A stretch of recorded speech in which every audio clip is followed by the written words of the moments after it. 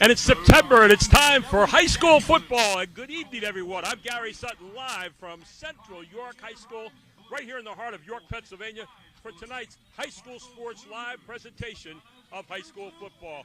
Good evening, everyone. And tonight, it's Cumberland Valley coming in here 1-0, going up against Central York 1-0. And we have our pregame show coming up right now. We're so glad to be joining Fox this year as part of the Frenzy. Exactly. And we are brought to you by Jack Giambalvo Family of Dealerships and the Pennsylvania Housing Finance Agency. We're very excited to be in a partnership tonight with Football Frenzy here on Fox 43. And we'll be bringing you the game on Fox 43.2 here this evening. We got a great night for football. It's going to be in the 70s here this evening, so it's a Chamber of Commerce night. But we're looking forward to bringing you our student athletes. We'll highlight them during our pregame show. Also, our coaches highlight as well. We're going to have two great coaches that are going to be joining me in the booth tonight, Bill Chase and also Ford Chapman, who will be analyzing the game and telling you what to expect here this evening. It's a battle between the Mid-Penn and the York Area League tonight, Division I of the York Area League, the Commonwealth, big school part of the Big Penn. So it's going to be a lot of fun here this evening as we get ready to play. For these two teams, they're coming in here tonight looking at football from a little bit different point of view. On one side, Cumberland Valley is trying to reestablish the greatest took them to a state championship game some years ago. For Central, only 2 years away from having appeared in the state finals, and they're wondering what life's going to be like in the post-Bo Perbula period. So it's going to be a fun time here tonight as we get ready for all the pageantry. You look around here, kids are ready to go. New teams out here in the field, lots of experience, some new players here as well, but it's all going to be fun to be coming your way tonight. High School Sports Live TV, and this is our high school pregame show. We'll be back right after this with our student spotlight. I'm Gary Sutton.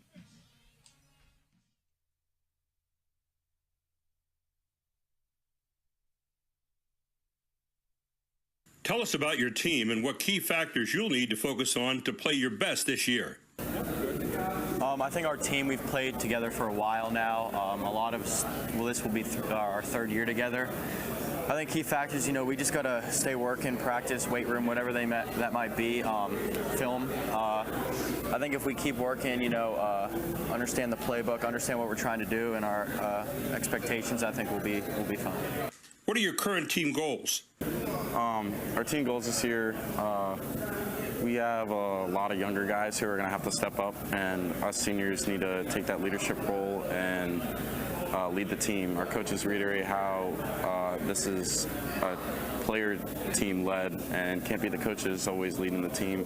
We got to take control.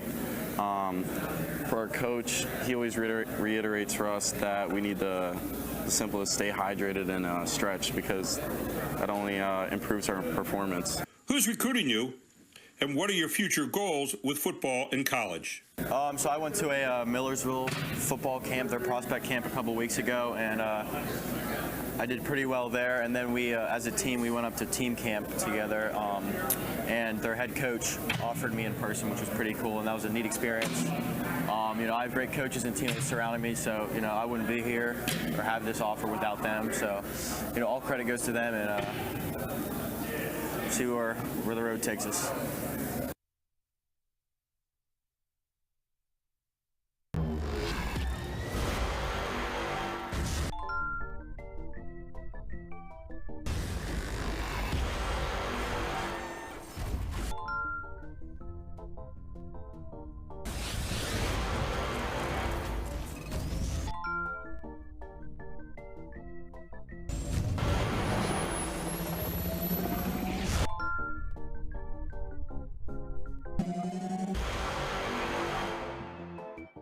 The Jack Giambalvo family of dealerships. 9 great franchises in 5 locations. Buick GMC, Hyundai, Genesis of York, Stettler Dodge Chrysler Jeep Ram, Giambalvo Hyundai of Hanover, and our newest dealership, Jack Giambalvo Mazda. The Giambalvo family of dealerships. Over 30 million in new and pre-owned inventory. With a reputation for quality service after the sale. Giambalvo is proud to serve your community. Find out why. The Jack Giambalvo family of dealerships. 5 great locations. Online at giambalvo.com. At Capital Blue Cross, there are more yeses and fewer nos. Protecting your health and making it easier so you can spend time on what makes you smile. Helping our communities, your families, your businesses, big and small. we have you covered. Going the extra mile. It's what we do. Capital Blue Cross, going the extra mile for you. We wake up with the sun. We live in a place we're proud to call home. For us, it's knowing that those we help are neighbors, friends, family. As the leader in providing the best orthopedic care for our community, we come together to do our part.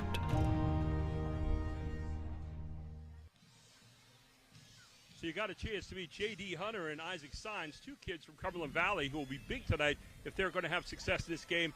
And our Student Athlete Spotlight sponsored by Capital Blue Cross and OSS Health.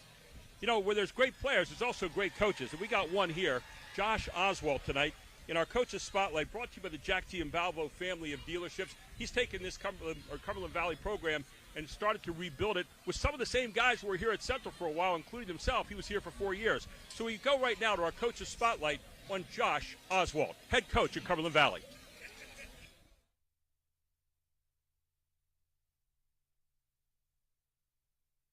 What is the hope for your team this year? And tell us about a few goals you have for them in the 2022 season. I mean, just getting off on a good start with Manheim Township coming here week one, opening up the new stadium, just making sure that we get off on the right foot. Our non-league is filled with a lot of talented teams, so we will make sure that we enter our week 4, which is the first week of our league, with a lot of momentum. Your team is playing Central York this week. You coached there prior to taking over Cumberland Valley. Talk about this matchup and what your team will need to do in order to have success. It's a talented group. It's tough to play down there. I spent some time down there as a head coach. I know it's a great atmosphere. They have a lot of returning guys on both sides of the ball. Good running game, good blocking up front. Guys that that I coach. So I know that they're talented. I know they're going to be really good, and it should be a good matchup. Talk about the job as a high school coach and what your main goals are when working with high school players. Yeah, I mean, my main job is to be the mentor and be the guy that models the right things. When they leave here, they should have a place to go, and they should feel confident in what they're doing leaving here, whether it's going to college to play football or going into the trade or finding some other job somewhere else. But that's really what our main purpose here is. Tell our viewers about a coach you always looked up to and 1 to 2 things you learned from them that has inspired your coaching career. Well, I'd have to say Tim Rimful. He was my high school coach. He's a Hall of Fame coach from Cumberland Valley. And one thing that, from a coaching standpoint, that I looked up to is his loyalty to his staff. I mean, if you look at his assistant coaches all the years that he was here, they didn't change because he was so loyal to them, and they returned that. And from a player standpoint, was like structure and commitment. You always wanted to match the commitment of your coach because he was always here and he was always dedicated to the program, and you didn't want to let your teammates down, so you followed your leader, and he was the best model for that.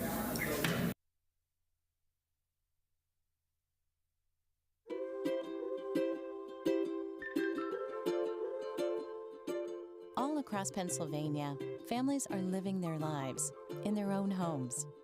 Not long ago, none of these families believed it possible. And then they discovered there was someone who could help.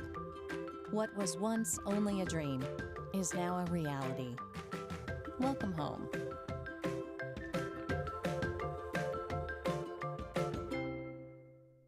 Groff Tractor is your full-line equipment dealer representing Case Construction and many other leading brands, serving the total sales, rentals, parts, and service needs of its customer. Students, begin your professional journey in a high-demand field with Groff Tractor. Contact us today to discover the power of our technician internship programs. Groff Tractor also offers scheduled maintenance along with 24/7 emergency service. Groff Tractor is your #1 source for everything under construction. At Capital Blue Cross, there are more yeses and fewer nos.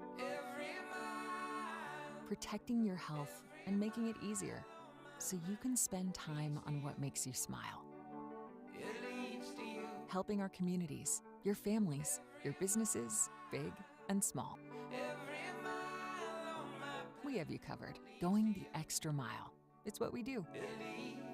Capital Blue Cross, going the extra mile for you.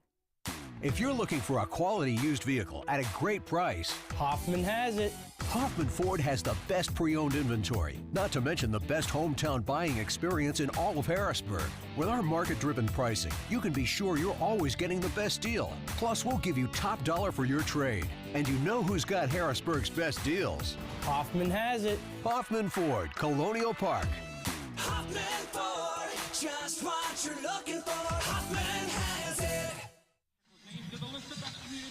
Welcome back to our High School Sports Live pregame show here on Fox 43.2 as we now get to the good part, all sponsored by Hoffman Ford and Capital Region Insurance Agency. I'm talking about the Chalk Talk. And I'll tell you what, I've heard these two guys talking the night before we ever got on the air here, so this is an extra bonus for me. Ford Chapman, head coach of Bishop McDevitt. They won the state championship in 1995, to my right. Bill Chase, Wyoming Valley West and Redland High School head coach. And these two guys know what they're talking about when it comes to football. Four, you got Cumberland Valley coming in here tonight, trying to reestablish some glory days. We'll talk about that a little bit later on, the Chapman name over there. But where are they coming from tonight? They're coming in here 1-0 against a Central team that wins all the time. What are your thoughts tonight about this one? It's really interesting because Josh Oswald started his coaching career in his mid-20s at Carlisle High School. Where did he go next? Right here, Central York, and did a really fine job. And then his alma mater came calling, and he took the job at Cumberland Valley. Unfortunately, COVID hit next, and it was a shortened season. Last year, they made some strides, and now here they are 1-0 after beating a very good Manheim Township team last week in a barn burner. And he gets a chance to take on where he formerly was the coach, a team that, while Central York may not be as good as they were the last couple of years, they still have a lot of talent, and they showed it last week in a win against Central Dauphin. Coach Janchik has said that Central's coming back with more talent this year in a lot of positions than they did last year. They had to rebuild a lot last year, Bill. You had a chance to talk to him. What's his thought about this game tonight? Well, I'd asked him in the post-Perbula era, have they changed their scheme much? And he said they have.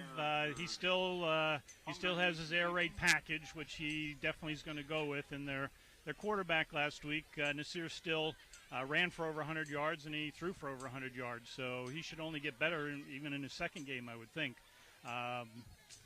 Coach Janchik has finally been given a chance to be with what I think is a real quality program. I see Central York as not up and coming. They're there now. I think 2 years ago when they beat Central Dauphin in the district finals was their calling card. And I'll disagree a little bit with Four and say, they're not up. They're here. They're here now. And I think they're one of the District 3 powerhouses in 6A. And he's real excited about the game. They have a Division I running back in Jules Goff, and how can you not be good with that name?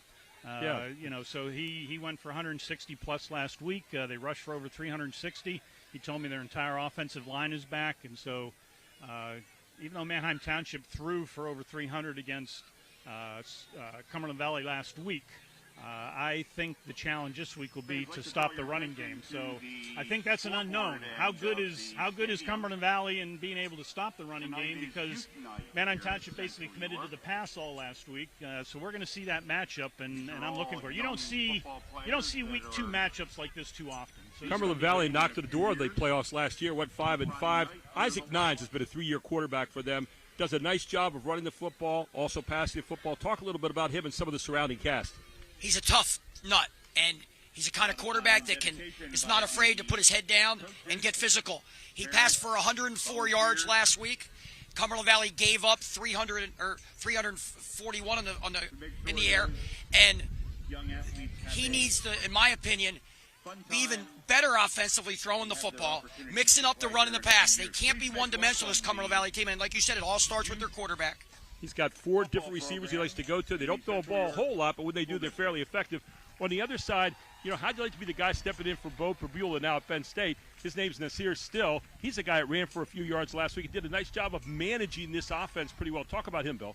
Yeah, I hate to say managing the offense, but Jerry did use that term as well. Coach Janchik used that term, but this kid's a good athlete, and obviously he's not Bo Prevula right now, but he has a big line up in front of him, and that's going to be really, really important, I think, in this game as to who can control when Central York's on offense and CV's on defense. Who's going to be able to control that front there? And that whole front line is back from last year, led by the center, Danny Pham, who was at 290. Right next to him is 270, and right next to him is 245. So don't be surprised you see them go to the right side tonight.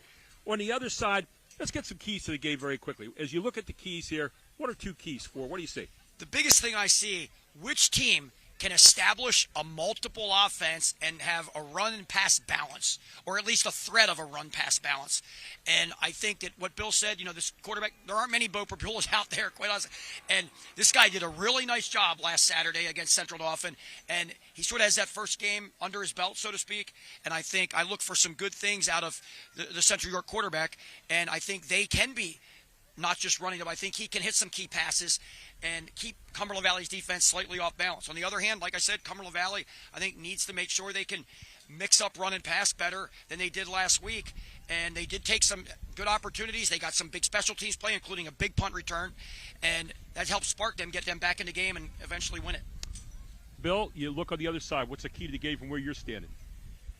I really think the key comes from the Cumberland Valley side, as I see it, and it's with the quarterback, with Isaac Stein. He's been good, but not great. He runs the ball really well. I thought the last couple years he was too anxious to put the ball down. He put his eyes down and he'd run when he'd feel pressure.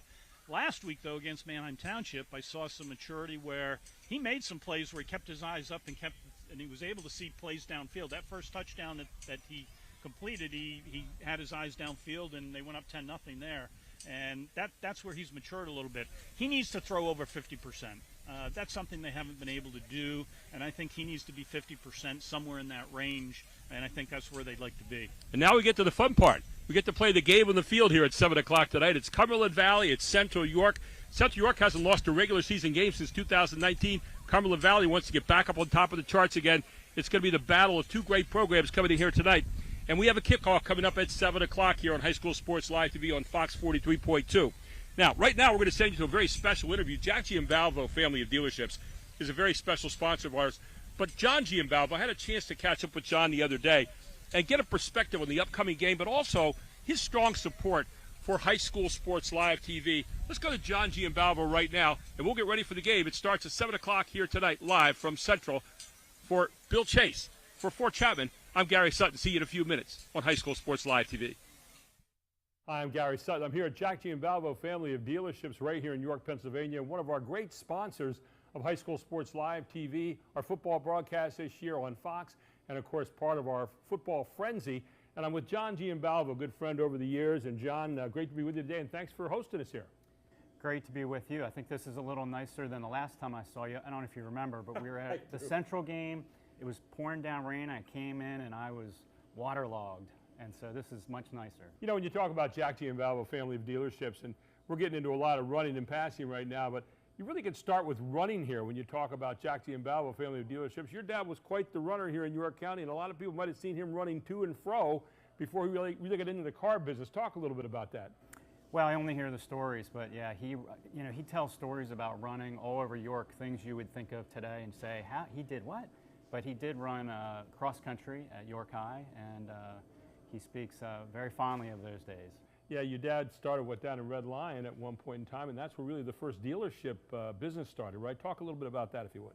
Yeah, so that was his first dealership that he owned. He had worked in the car business for years before that, but that was his first opportunity to be a new car franchise dealer with General Motors in 1974 in Red Lion. And I believe he was the youngest GM dealer to be appointed that wasn't like a passed down from a parent to a child or something like that. So a really great accomplishment at his age, and truly the American dream. What was it about the entrepreneurial spirit and cars in particular that kind of got your dad going at that time? He definitely always loved cars, but I really think he just had to work. He didn't come from any kind of means, and he really had to work to survive, and that's what he did, and he excelled at it, and he was a hard worker and very talented at it. You're currently here at our Mazda store, which is a new facility for us. We've been a Mazda dealer for many, many, many years, but this is a new facility for us that we just opened a little over a year ago. We have our Hyundai Genesis store, which is just down the road, a Buick GMC store. I think most people know that we own the Stettler Dodge Chrysler Jeep store just west of us. And then in Hanover, we own another Hyundai store as well. We're going to be doing Central York games this year with Cumberland Valley, of course, and of course York High, that big Central York High game at the end of the season. But there's a scoreboard that sits over Central right now that has Jack Giambalvo on there, and it's those kind of partnerships in the community I think people sometimes take for granted. You don't take that for granted at all. You're very much involved. Yeah, we try to be. I mean, that's something we did when they wanted to make the stadium a better experience for fans, and they wanted to do the scoreboard. So we, along with many other local businesses, got involved and helped make it happen. So we were glad to be a part of that. Someone told me, a little elf somewhere told me that you guys are also big-time Alabama fans as well. Did I hear that correctly? I don't know if that's much of a secret. I know. Maybe the worst-held one ever, right? That's true, yeah. Where did that come from? My mother's from Alabama. Okay. She got a scholarship to attend the University of Alabama. My dad, through a series of events, ended up going to college down there. That's where they met. And, of course, we were raised right as Alabama fans. And how it kind of took on the next generation, I did not go to Alabama. But I would take my kids to Alabama games when they were nothing. Okay. And the next thing you know, my daughter's going there, my son graduated there, my youngest son is now a sophomore there, so it's just a great atmosphere and a great school now too, so they're doing very well. Your love of sports has carried on here too, but also not just the love of sports, but arts as well.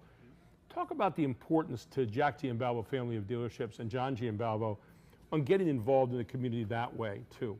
Yeah. Well, again, we just try to be involved in the community in general, and whether it's the sports side, whether it's the culture side, we just want to make sure we're a piece of making it a better community, because that's obviously where we're from.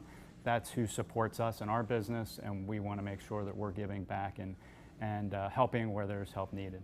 You talk about Central. The last few years has been dynamite in football, and obviously Bo Prabula going on to Penn State now, and a number of other Division I scholarship winners as well. And this year, looking that they're going to rebuild some, and yet it's still a very good football team. Central has really become a statewide power in the last couple of years. We haven't had that in York County for a long time. What are your thoughts?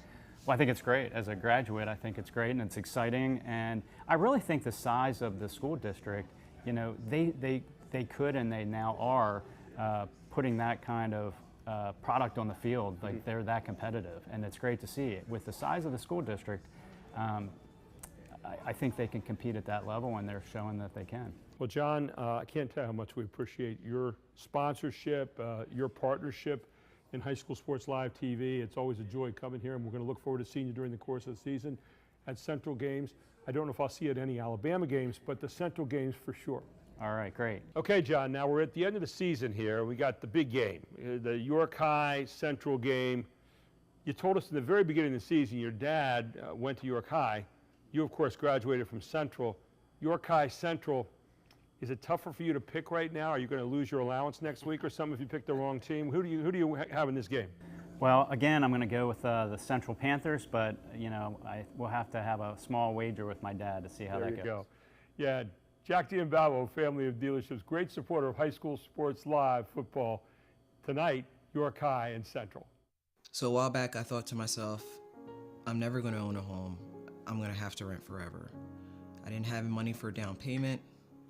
I had no credit history, and I just got out of a divorce. But PHFA showed me that home ownership is possible. They offer me a low-interest mortgage and a way to manage the closing cost. To me, this is more than just my home. It's a huge accomplishment and a new chapter in my life, thanks to PHFA. The Jack Giambalvo family of dealerships. 9 great franchises in 5 locations. Buick GMC, Hyundai, Genesis of York, Stettler Dodge Chrysler Jeep Ram, Giambalvo Hyundai of Hanover, and our newest dealership, Jack Giambalvo Mazda. The Giambalvo family of dealerships. Over 30 million in new and pre-owned inventory. With a reputation for quality service after the sale, Giambalvo is proud to serve your community. Find out why. The Jack Giambalvo family of dealerships. 5 great locations. Online at Giambalvo.com. At Capital Blue Cross, there are more yeses and fewer nos. Protecting your health and making it easier. so you can spend time on what makes you smile. Helping our communities, your families, your businesses, big and small. We have you covered, going the extra mile. It's what we do. Capital Blue Cross, going the extra mile for you.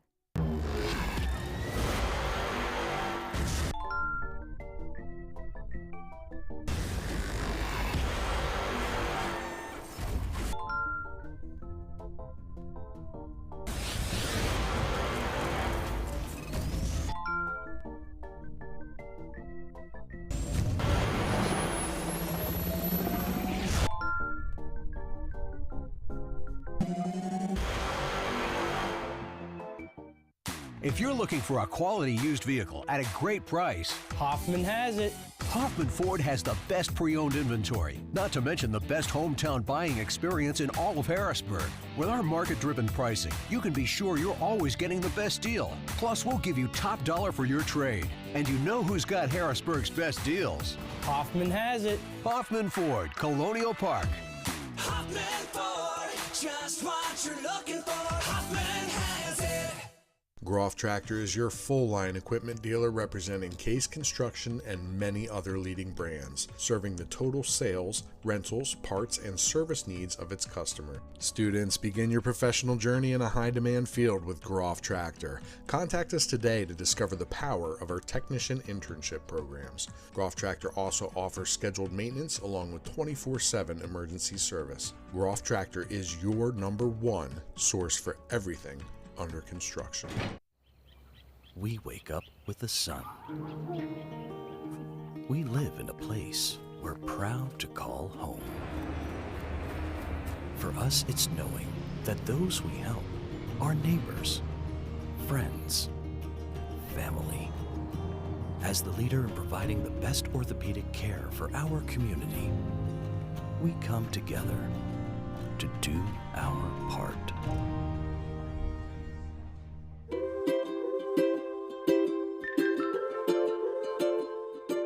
All across Pennsylvania, families are living their lives in their own homes. Not long ago, none of these families believed it possible. And then they discovered there was someone who could help. What was once only a dream is now a reality. Welcome home.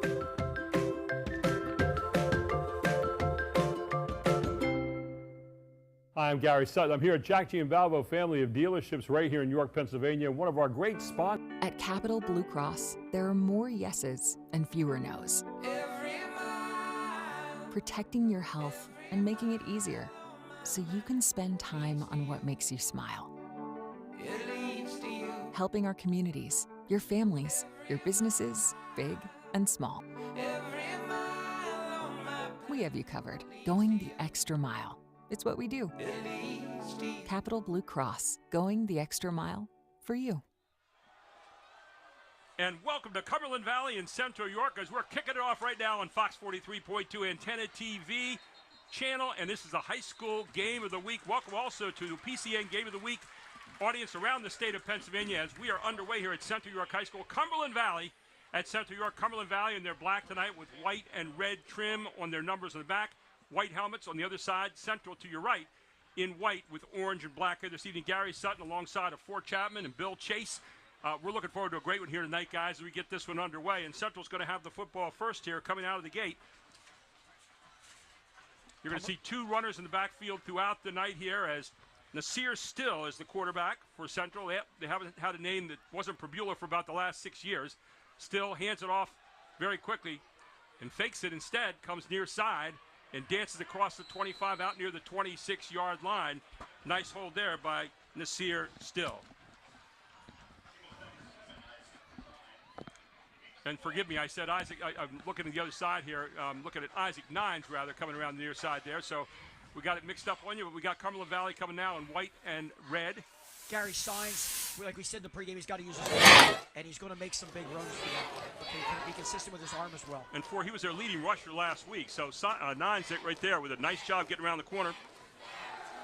Straight back this time, looking to pass. Downfield, and he's got a great target down there as he catches up with number 4. That's Patty Hernjack, who went up big. Great pass, though, by Signs down inside Central York territory and on the move. Hernjack, a multiple athlete, multiple sport athlete, really can go get the football and a playmaker. And they connect early, which is very big for CV. So Isaac Signs shows you he's got an arm. First down, 10 yards to go right now. Handoff inside, straight up the middle. Diving forward is J.D. Hunter.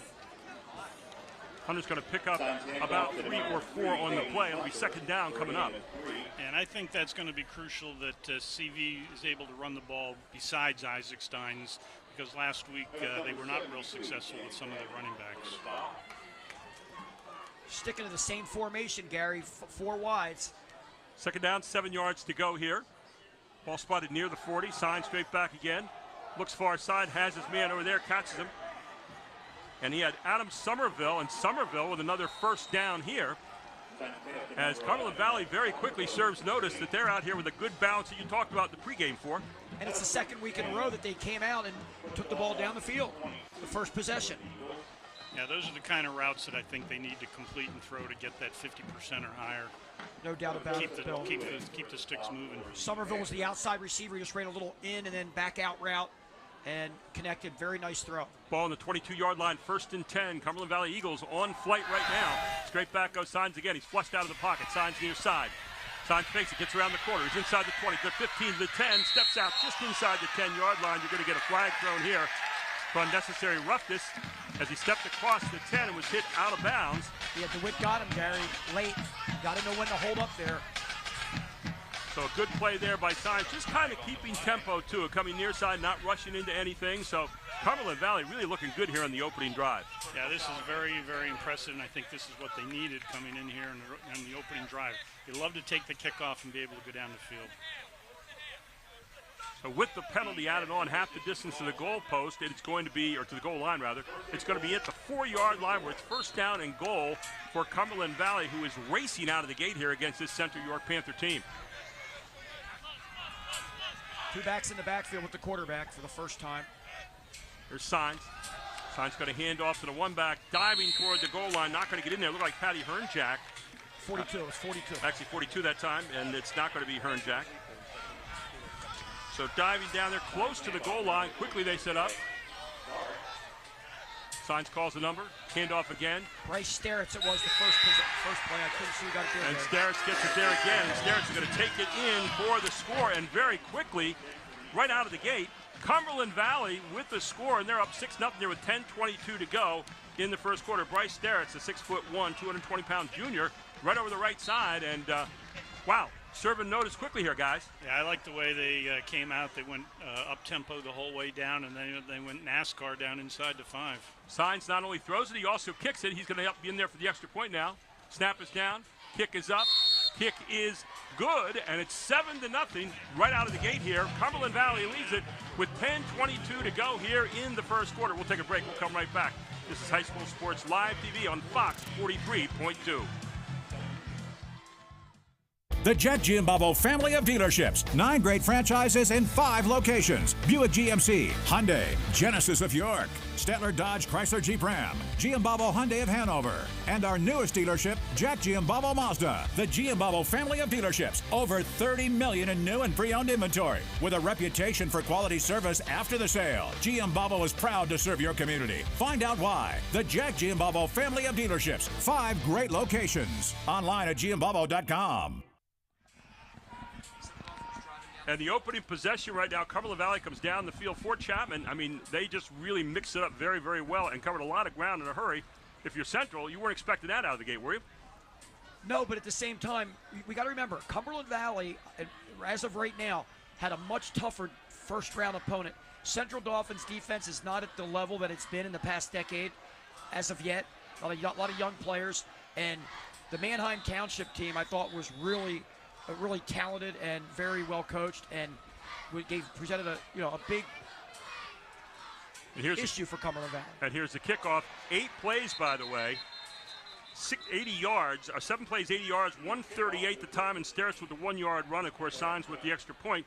And so now you're going to have first down and 10 for Central. They get their shot on the field. Carter Vaughn, the deep man for Central York, did not read that kickoff well at all. Fortunately, it went into the end zone. Once it goes to the end zone high school, it's automatically a touchback out to the 20, because that could have been disastrous. And now we have Nasir Still stepping in there. I gave him extra credit with a white uniform on. He's got a black uniform, one with orange and white. So Central lines it up here, going from your left to right. Ball at the 20-yard line. Officials trying to get everything set right here. Gary, from a uniform standpoint, last night we had two great Pennsylvania teams playing, and both wore colors that were very contrasting their opponents. So here's an inside jet sweep. Very quickly coming across the near side and out past the 30-yard line. Looks like a first down right away. As the inside pitch there to Thad Shaw, who runs the 40 in about 4.4, Bill. This kid can make some things happen in a hurry. If you can run in 4.4, you're the fastest guy in the field. That's right. And the reason I brought up the uniforms, Gary, today we have the same thing. We have the all-black against the all-white color. It's a very good contrast and great to see. So it'll be first down. 10 here just outside the 30. Here's the guy you're going to see carry the ball a lot tonight, Jules Goff, who dives forward near the 35-yard line. Jules Goff had 163 yards last week, 3 touchdowns rushing, and this is a matchup that we want to see. I want to see what Cumberland Valley's front seven can do against the big guys up front, and whether they can hold Goff down maybe to just 100 yards. So it'll be second down now. 6 yards to go, ball at the 35-yard line. Neither team playing with a tight end much. Handoff, going far side this time, crossing the 40, first down and more, out to the 45-yard line where he's taken out of bounds. So good pitch to the outside that time. The running game of Central York last Saturday, right here at this stadium, gave the Central Dauphin defense fits. And when Central Dauphin made a big comeback in the second half, Central York was able to pound the ball and take it right down the field and score to put the game away. Niger DeWitt with that carry, so another first down. Central on the march now, right back down the field. 2 receivers, one near side, one far side. Handoff again to Goff. Goff around the corner. Goff, another first down. Down inside the 40, near the 36-yard line, and Goff goes down, but not before getting another first down and another quick scamper left side. Yeah, this is impressive by Central York. I know they rushed for a lot of yards last week, and this is not really Coach Janczek's MO over the years, but I give him credit for taking what he has and developing it. Has 2 guys in the backfield this year, and so he has them working right now. First down, ball down at the 38-yard line of Cumberland Valley. Still calls the signals, still keeps it himself, still goes near side. Actually, far side will go across about 5 yards, gain on the play and step out of bounds, but they're mixing it up pretty well with that ground game right now for. Yes, they are.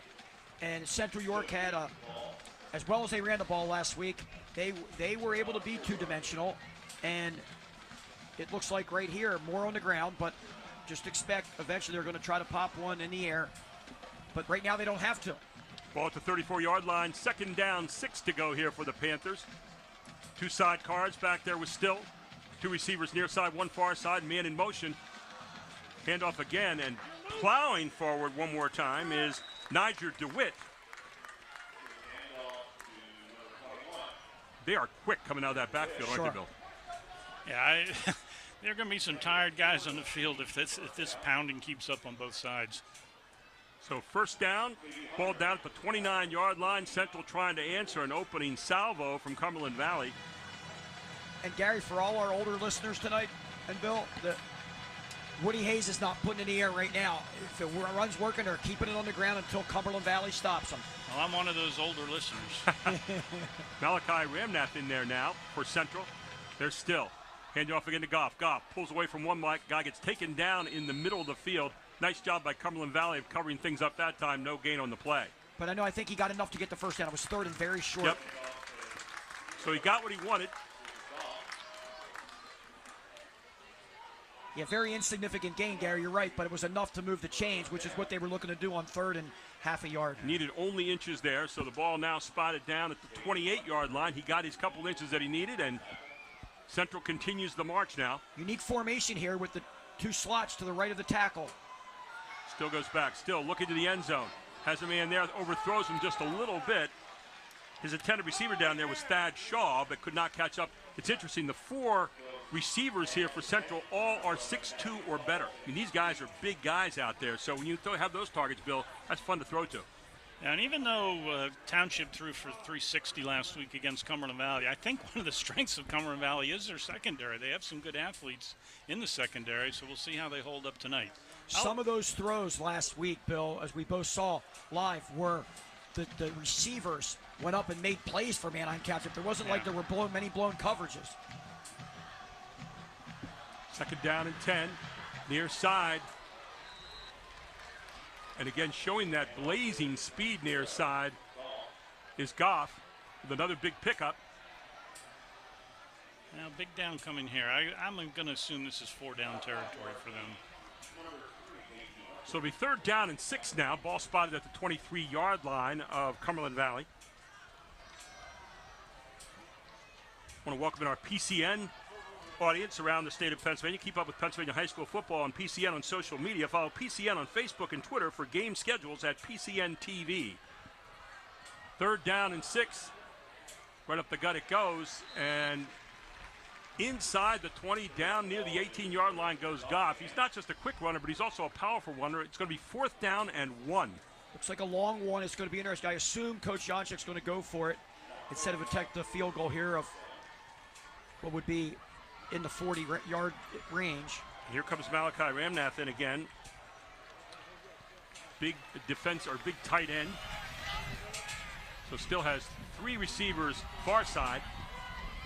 1 receiver near side. Goff, the only one in the backfield with him. He's trying to draw him. Trying to draw him offside.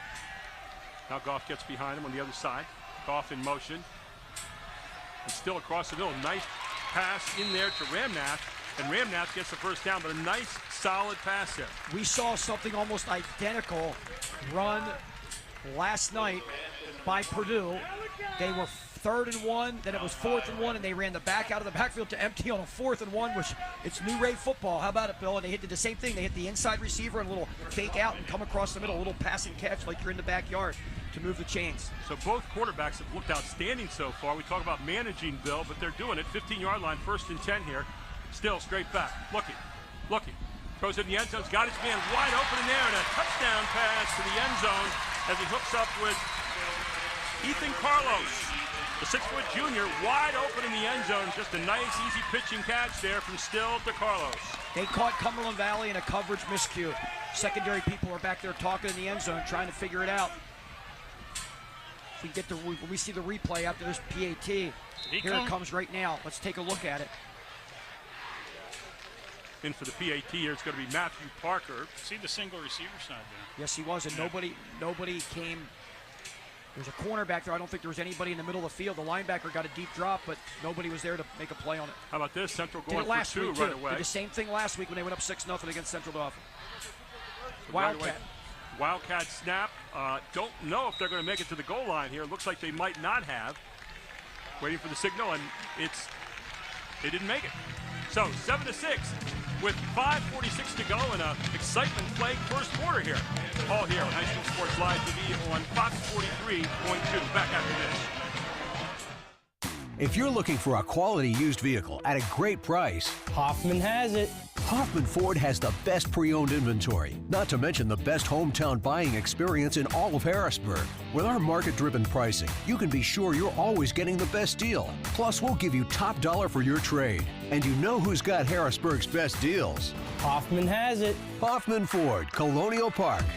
Hoffman Ford, just what you're looking for. Hoffman has it. Advanced Hoops Fall D1-led training program starts next weekend, September 10th and 11th. Competition class at every age group, but more unique is the D1-led point guard, D1-led post, D1-led shooting, and the D1-led speed and agility classes. Go to www.advancedhoops.com to sign up and see the high school in-house league, as well as the Raw Sports College Showcase invite only. Check it out at advancedhoops.com. Well, 7-6 here in the early going. We still got plenty to go in the first quarter. 5:46, Bill chases. Both teams have marched down the field with ease as they kick it back here and down in the end zone, and a great first quarter so far. Yeah, sometimes it takes a defense a series or two to get used to the speed that the other offense has because they can't really simulate that in practice, and a lot of times the second series or the third series for the defense is better. At least the defense is better. Hope they get better. Absolutely, and both teams here offensively are doing a great job of spreading out the defense, Bill, to allow themselves some running lanes and also to hit a few passes.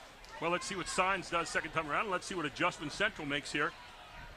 Again, welcome to our PCN audience around the state, as well as our Fox 43.2 audience. Friday night football frenzy. And, man, we got a frenzy here in the first quarter so far. It's a nice handoff. And, again, they're using that guy a lot so far. He's number 42, and he had the opening touchdown here. Bryce We're talking Sterritz. about Bryce Sterritz, and Sterritz is really doing the job so far, pounding out some good yardage as he gets a couple right there in the opening down. Second down. Call it 8 yards to go. Ball spotted out at the 20-yard line. And they're in the pistol there with 2 receivers to each side. There's Signs handoff again. Again, banging forward, and Sterritz is going to be brought down there. What it was there was a zone read. The quarterback has the option to keep the ball if the DN crashes on the running back. Last week, early in the game, is exactly what happened, and number 7 for Cumberland Valley took the ball all the way down, Bill, about the 10-yard line, a big, 60, 70-yard run. Give Ty King, number 59, a nice stop right there.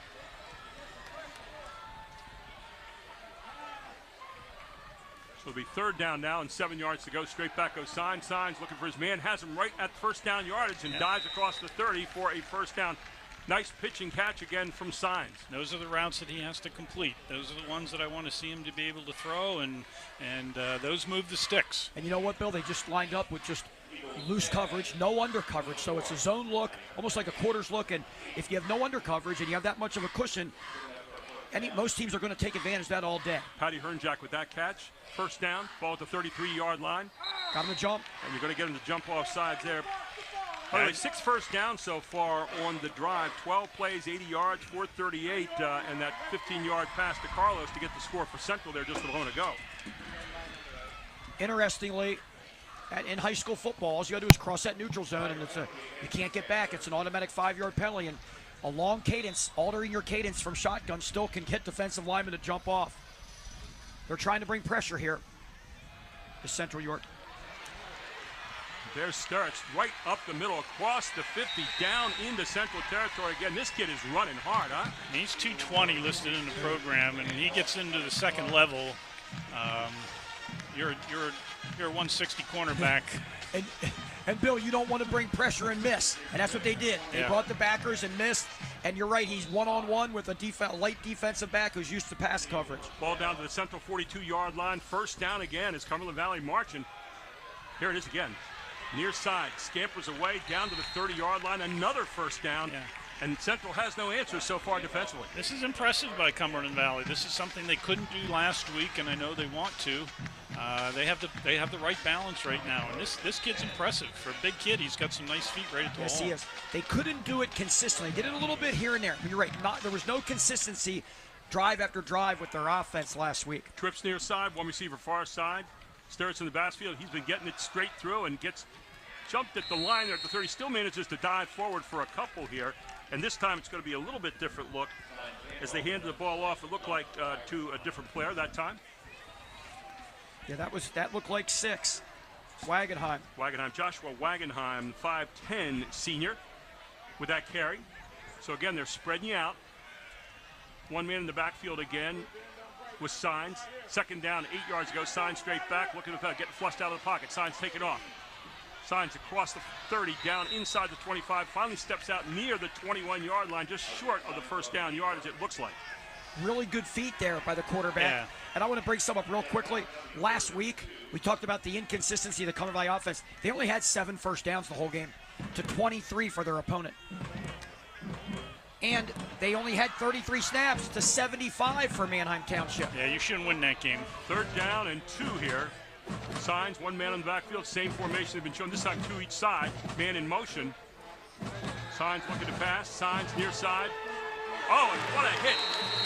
Great pass out there, but a wonderful hit that time by Central, and we're talking about Niger DeWitt, who knows how to lay it out. And he read that all the way. The motion man was going in the flat, the other 2 guys went vertical. Great read by the Central York defense. It's going to be a decision time for Josh Oswald. They're going to go for it on 4th and 3. They got a big man in the backfield with him right here.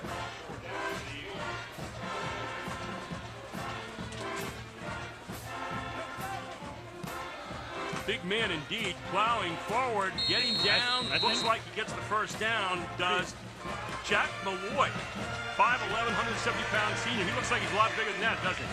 Yep, and the old adage, any coach will tell you, you make a lot of improvement, probably the most in the season between the first and second game, and we're seeing that with the Cumberland Valley offense, Bill.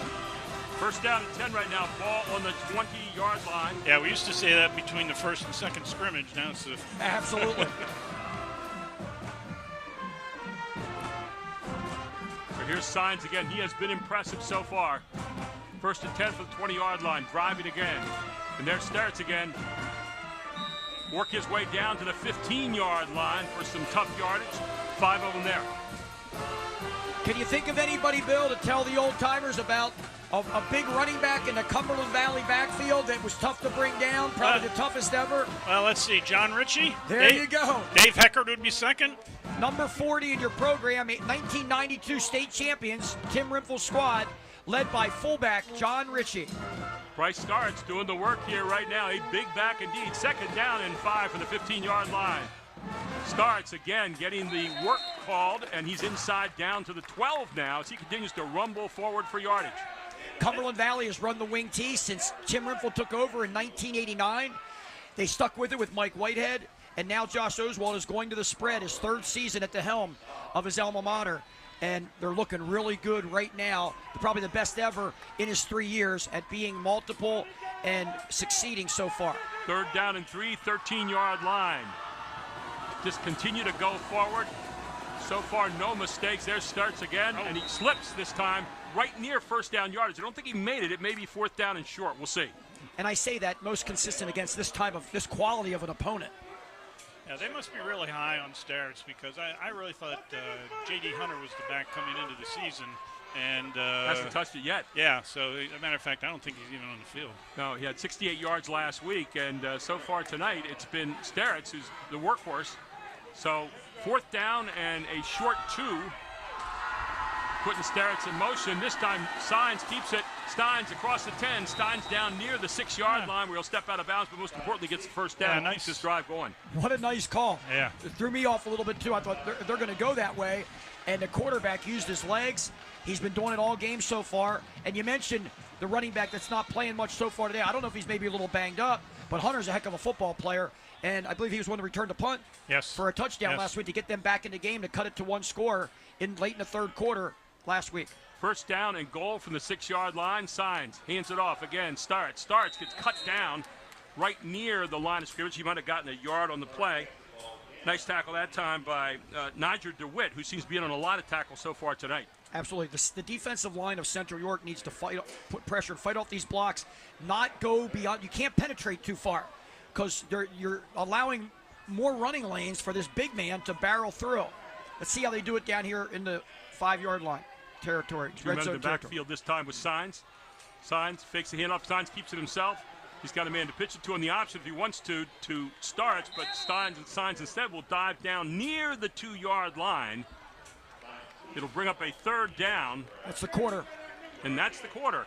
So the end of the first quarter, it's going to be 7-6. Cumberland Valley leads. This is High School Sports Live TV on Fox 43.2. Back right after this.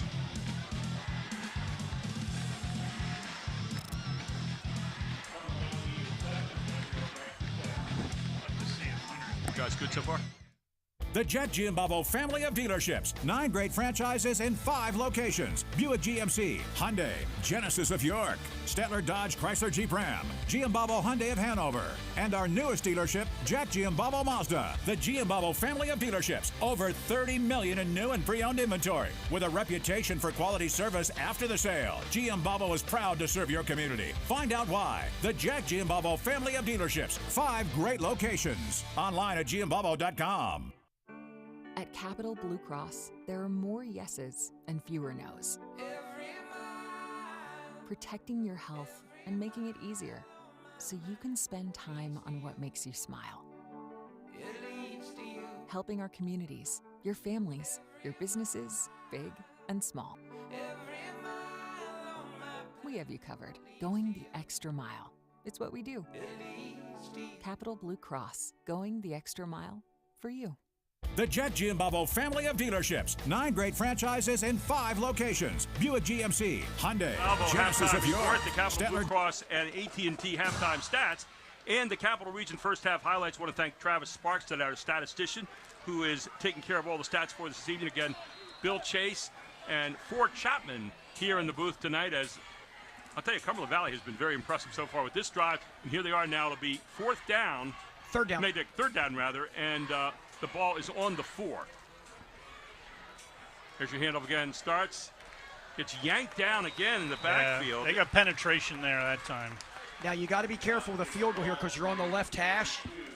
It looks like it. It's a tough angle from a short field goal, especially in high school. These hash marks are wide, but they're not really getting much yardage the last couple downs. It's a gutsy.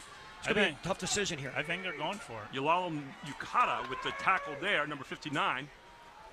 And so here they go again. This time, going to go for it. Starts has been getting the call a lot. Let's see what they have right here. Fakes it. Signs looking to the end zone. Signs throwing the end zone. Signs incomplete, and Central stops the drive right here on the 4-yard line. Big set of downs there as Cumberland Valley stalled here at the end. Yeah, they gave him a run-pass option there, and the perimeter guy for Central York prevented the run from taking place cleanly. I think he probably wanted to run it in. If the Central York kid hadn't appeared right away, I think he walks into the end zone. But credit to Central York there. Absolutely, they bent a lot. That's the old bend but not break. And I'll tell you what, they came up big inside the 10 there, and I think their defense needed it for some confidence. So here's Still now in his own end zone.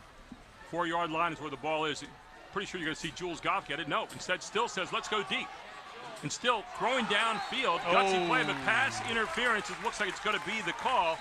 His intended receiver down there was, again, Thad Shaw. They're looking for Shaw a lot here so far tonight. Gary, I just had an incredible flashback to last year's first game of the season. These two teams played at Cumberland Valley. Cumberland Valley had a chance to take the lead in the third quarter. They're bound the door. They could not get in on 4th and 1.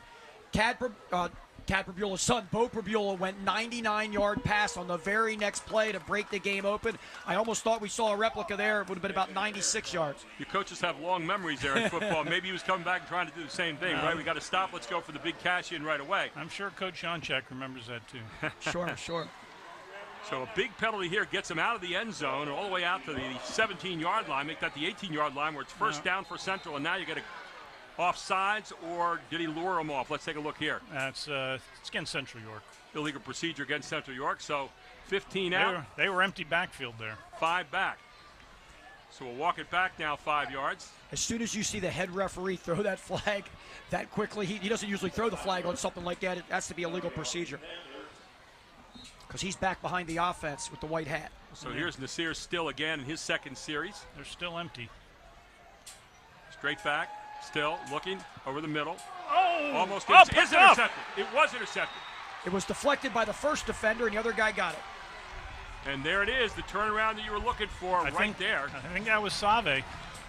Save is an outstanding defender for this Cumberland Valley Here's team. the replay. They're going to bring trips to the short side. They bring a receiver from the weak side over, and just a bad throw. Bryce Butler, I think, is the one that picked it off eventually. Yeah, they were looking for a little under route from Parker Hines. Yeah, it was Alex Save. Yep. So Save, a great lineage of Saves on the football, starting at Mechanicsburg, football and wrestling, and now at Cumberland Valley years later. Next generation. Ball at the 12. Signs. Looking.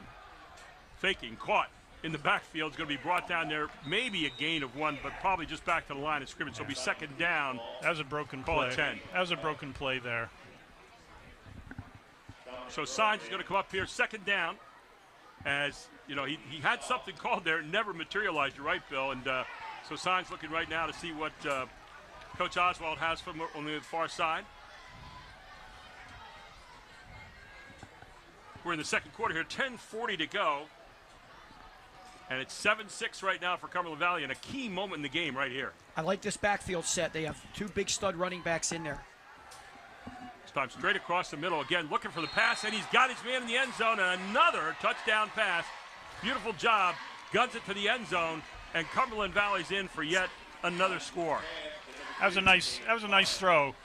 Threw it low, little quick post route, skinny post straight in, over the middle, threw it nice and low right in there where nobody else was going to get it. Found his man Caden Pines for the touchdowns. Caden Pines, number 2, catching the end zone, who covered up really well and made sure he hung on. And now for the extra point is Signs. Signs is up, and Signs is good. And it's 14-6 with 10:27 to go until halftime. All here on High School Sports Live TV on Fox 43.2. Back with more right after this.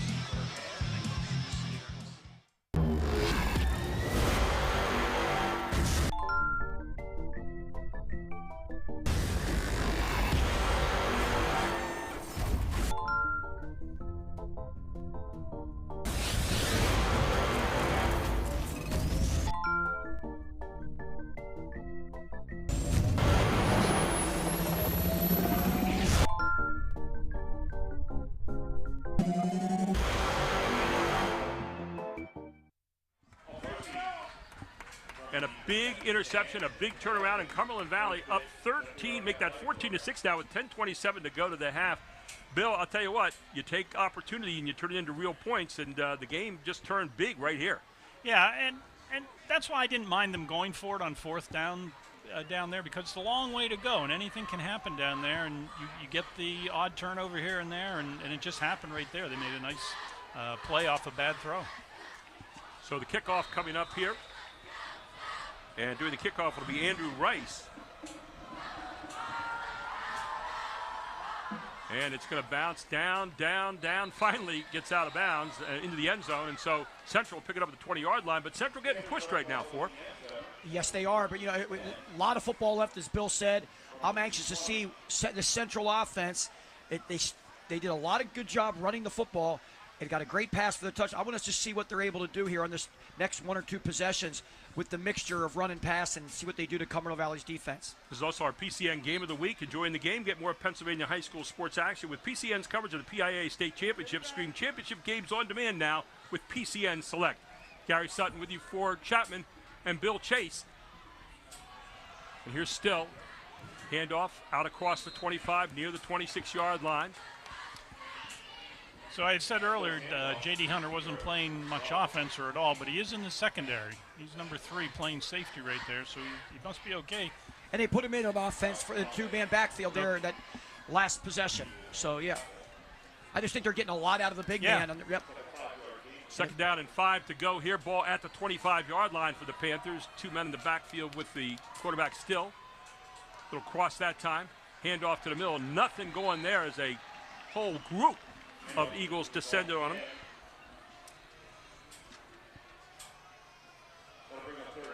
So we'll bring up third down now and 5.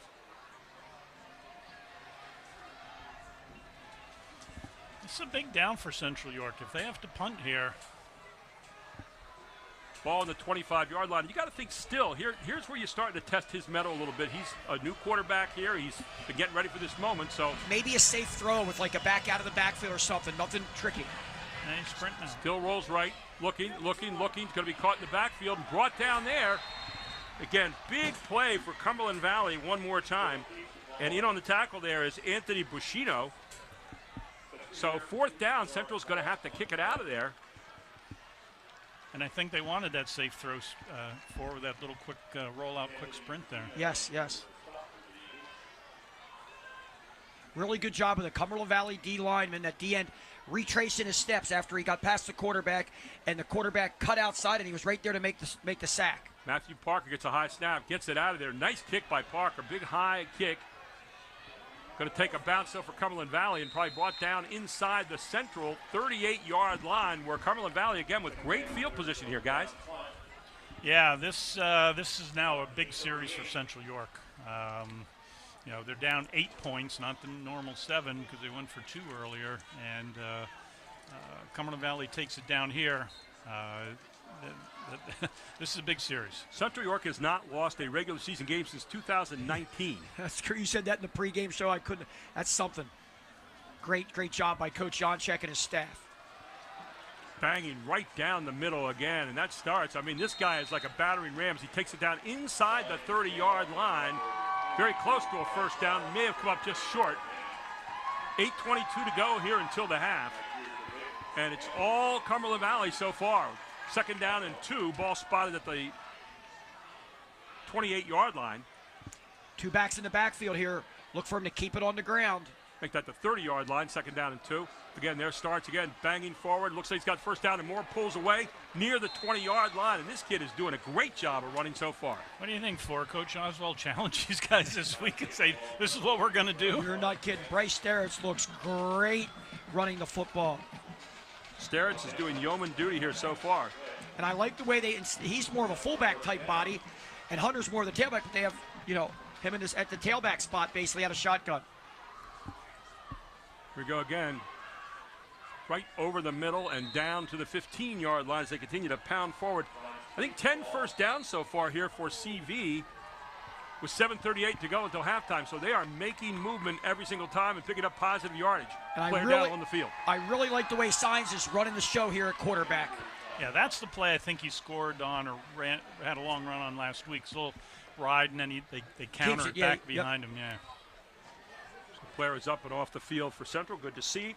I think last week was more of a zone read. This looked like it was probably a designed quarterback run. But similar action. Fake to the right, quarterback keeps left. Ball is marked at the 17-yard line where it's going to be 2nd down and 4 yards to go. As Cumberland Valley trying to hang up a big hole here on Central at their home field tonight. Signs again. Straight back, looking to pass. Has some room to run.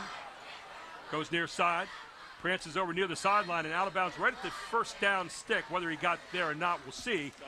Looks like he may have picked up the 1st down, stepped out of bounds.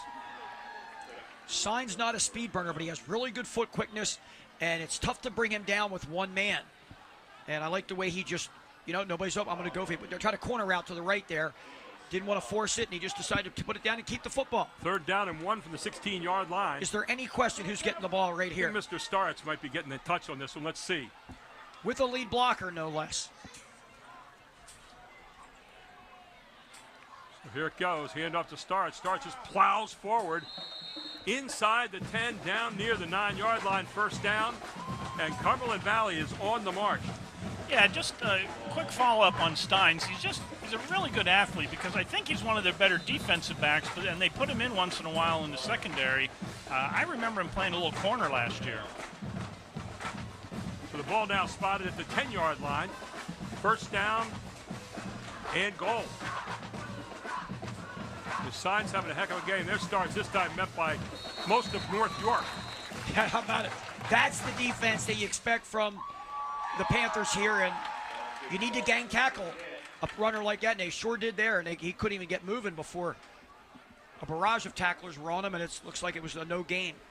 Scott Monk leading all those tacklers at times. As we said, most of North York tackled him on the play, and that's what it's taken so far to get the Stars in this game. It'll be 2nd down now, 10 yards to go, no gain on the play. Now they have Hunter as the deep back. Hunter in there. First time we've really seen him tonight in the backfield. Wagenheim in front of him. Yeah, going to get 5 yards on Cumberland Valley. Illegal procedure as they jumped a little bit early, so they're going to walk it back 5. And again, big opportunities being presented right now to this Cumberland Valley team, Bill. Yeah, this is a situation for them to go up 2 scores, and 2 scores. I think Central York can keep using the running game, but boy, if you get up 2 scores and all of a sudden it's 3 scores, then you take Central York out of what they want to do. Yeah, and I even think a field goal here is advantageous, obviously. Sure. And they're in field goal range here with a really good quarterback's a kicker. He can really kick it. So Hunter stays in there now. He's the one lone back there with Signs. Trips near side. One receiver far side. Signs looking. Signs dancing. Signs out in the middle. Signs running for the goal line. Signs into the end zone for a touchdown. Isaac Signs reading the situation. Paused and just took off for the end zone, and Signs in for the score at the 5:53 mark here in the 2nd quarter. 20-6, Cumberland Valley leads Central York High School. When you send 4 receivers out in a route and you're having success throwing the ball, the defense is concerned that you're going to keep connecting on passes. You got to drop and get under it, and when you do that, if the front 4 over pursues, you got a big running lane for a running quarterback, and you saw it right there. Very impressive by Signs. Signs for the extra point. Kick is down. Kick is up, and it is high, and it is good. 21-6 with 5:53 to go in the 2nd quarter here. In what some might consider a shocker at Central, I'm not sure that Josh Oswald thinks it's a shocker at all. His team's playing great. We'll take a break. We'll come right back. This is High School Sports Live TV on Fox 43.2. Groff Tractor is your full-line equipment dealer representing Case Construction and many other leading brands, serving the total sales, rentals, parts, and service needs of its customer. Students, begin your professional journey in a high-demand field with Groff Tractor. Contact us today to discover the power of our technician internship programs. Groff Tractor also offers scheduled maintenance along with 24/7 emergency service. Groff Tractor is your #1 source for everything under construction. And welcome back to Central York Panther Stadium. 5:53 to go. Did you guys expect this? 21-6. Cumberland Valley leads this one with 5:53 to go here in the second quarter. I did not expect this, not unless there were a few turnovers. There has been one. But Isaac Steins has been just super impressive along with Bryce Starrett so far. Steins is one of these quarterbacks. I think he'd rather scramble up the middle than he would outside. How about it? Here's Andrew Rice with the kickoff. Gets it deep down to the 5-yard line, taken there by Central. And straight at the middle and buried before he got to the 20-yard line. It was taken down there by Central, and it was Carter Vaughn, and never had a chance even to get out to the 20. So first down and 10 now for Central. Not particularly good field position here as they'll start out at their 18-yard line. Let's see what they can do here with just under 6 minutes to go in the half. What are you saying as a coach right now, guys, with Central? I mean, you got a new quarterback in there, you got some new players in there, and you're under some real stress right now. I don't think there's a lot you can say right now, but at halftime, you're hoping to get a good drive right now. One play at a time, and it starts with this one. So here's Nasir still, handoff, and again, boy, the defense is even fired up. It's transferred over right here. As you saw that wonderful defensive play by linebacker Bryce Butler, the leading tackler on this team. Yeah, he was touted early in the year, and he came through untouched there. Very similar to when Manheim Township fell behind Cumberland Valley after a long Cumberland Valley pass in the fourth quarter. They drove down at 1st and goal to 2. And they ran the ball sideways like that, and he came through, and he got a run through and made a big 5-yard loss, and Manheim never ended up scoring, and that was pretty much the ball game. Second down and 16 now, ball spotted at the 12-yard line. And he makes a similar play tonight. Butler and Sauve back there, really the leader of this linebacking core. Has got a timeout called on the field. We'll take one as well. It's timeout charge to Central. This is High School Sports Live TV on Fox 43.2. The Jet Giambavo family of dealerships. 9 great franchises in 5 locations. Buick GMC, Hyundai, Genesis of York, Stettler Dodge Chrysler Jeep Ram, Giambavo Hyundai of Hanover, and our newest dealership, Jack Giambavo Mazda. The Giambavo family of dealerships. Over 30 million in new and pre-owned inventory. With a reputation for quality service after the sale, Giambavo is proud to serve your community. Find out why. The Jack Giambavo family of dealerships. 5 great locations. Online at giambavo.com. And coming up at halftime is the Jack Giambavo halftime report, the Capital Blue Cross at AT&T halftime stats, and the Capital Region first half highlights. All straight ahead at halftime. We got a lot of football to play before that. Still 5:03 to go. And Central trying to get out of a hole right here. They're down 21-6. And a big, big play coming up here for Nasir Still and his Panthers. Still, straight back, still looking. And it's intercepted again? No. Finally caught right there. We just looked down for a second. It almost looked like it was intercepted as he found his man near sideline there, and that was Parker Hines, their best receiver. Those are the routes you can run to give a quarterback some confidence, but when it was second and long, now you're bringing up a 3rd and 9. Nothing wrong with the call. But if you do it on a manageable situation, you're better off.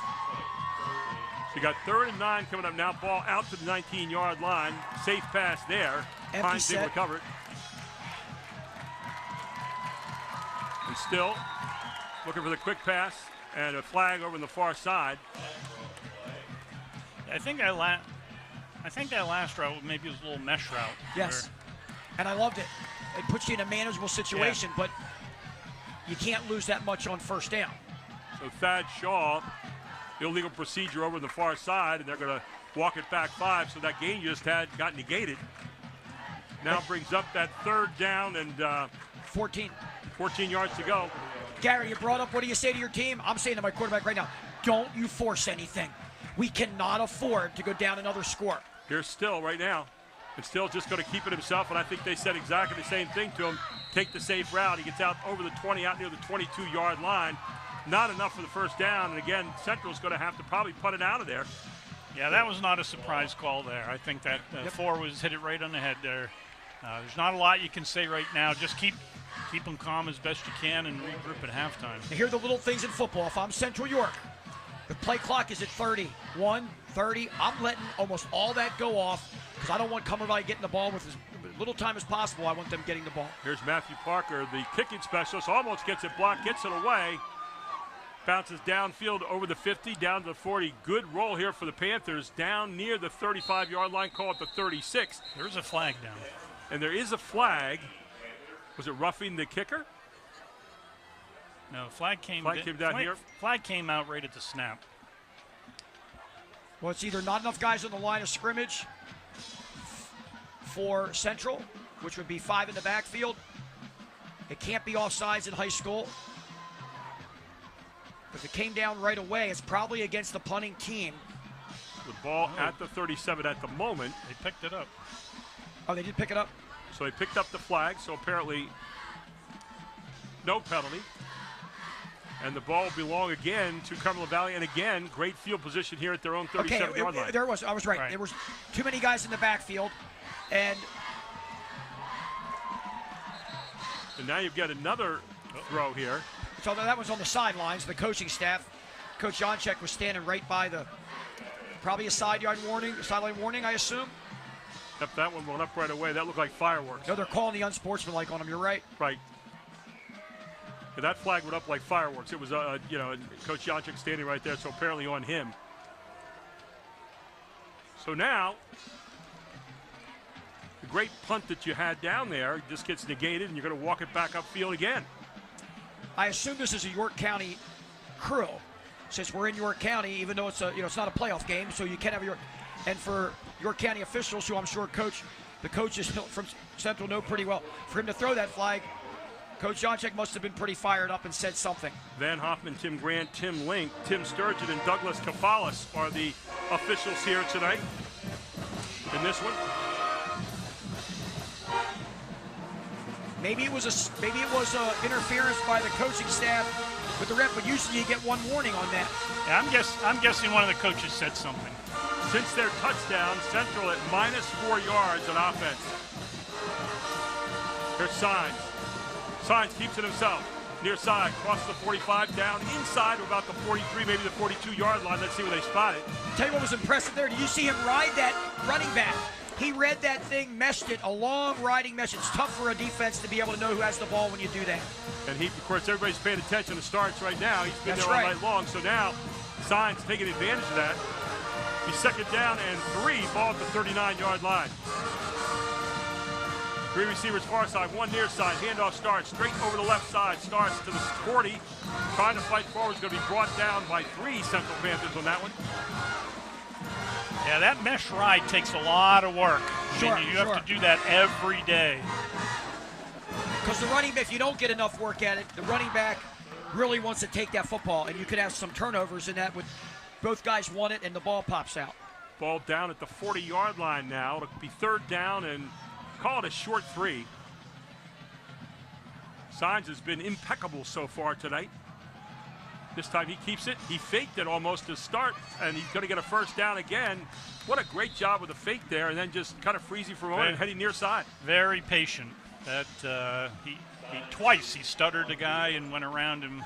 Again, not super speed, but fast enough. There's a word that gets overused. It's called poise, but this kid's got poise tonight all over the place. Bill sure said does. It. Great tempo, great rhythm.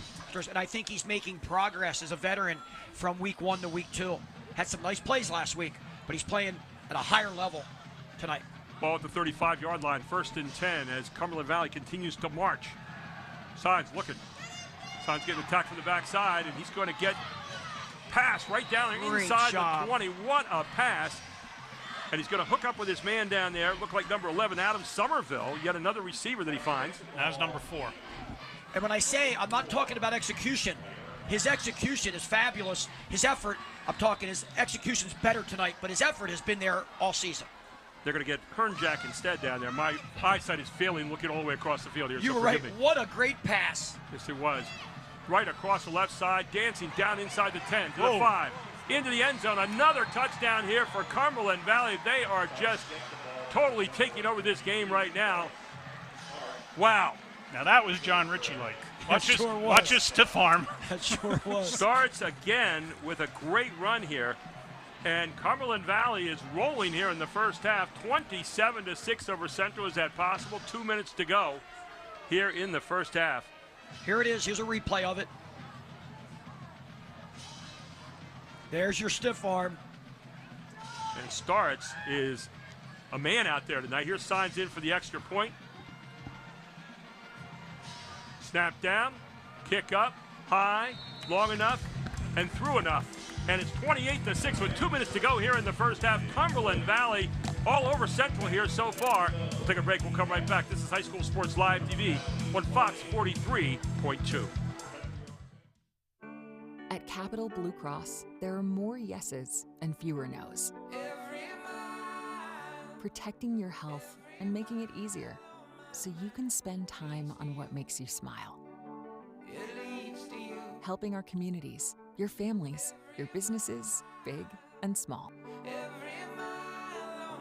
We have you covered, going the extra mile. It's what we do. Capital Blue Cross, going the extra mile for you. I know not a whole lot of people expected this in the first half. 28-6. Cumberland Valley coming in here to Central tonight and just taking over. Bill Chase. Well, they have Central York has 2 minutes here.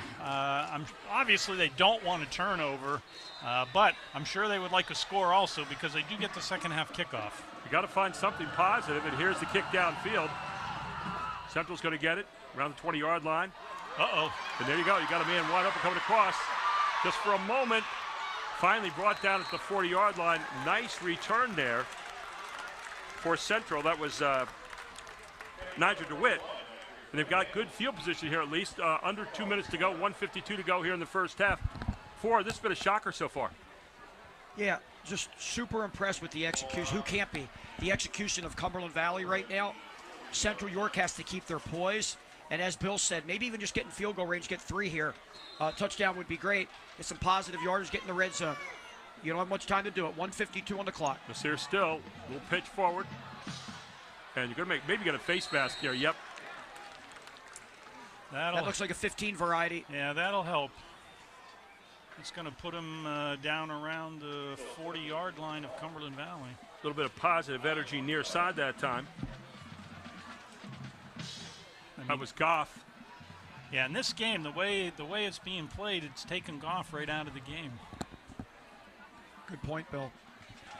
So it's going to be a march of 15. Should take it down. Wait till the official marks it off here from the point of the infraction, looks like, from the 44. And he'll walk it all the way down to the 41-yard line.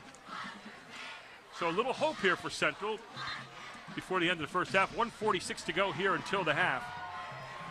Again, our Jack T and Balbo halftime report straight ahead. We'll also have a special fall basketball training video that you want to see from Advanced Hoops.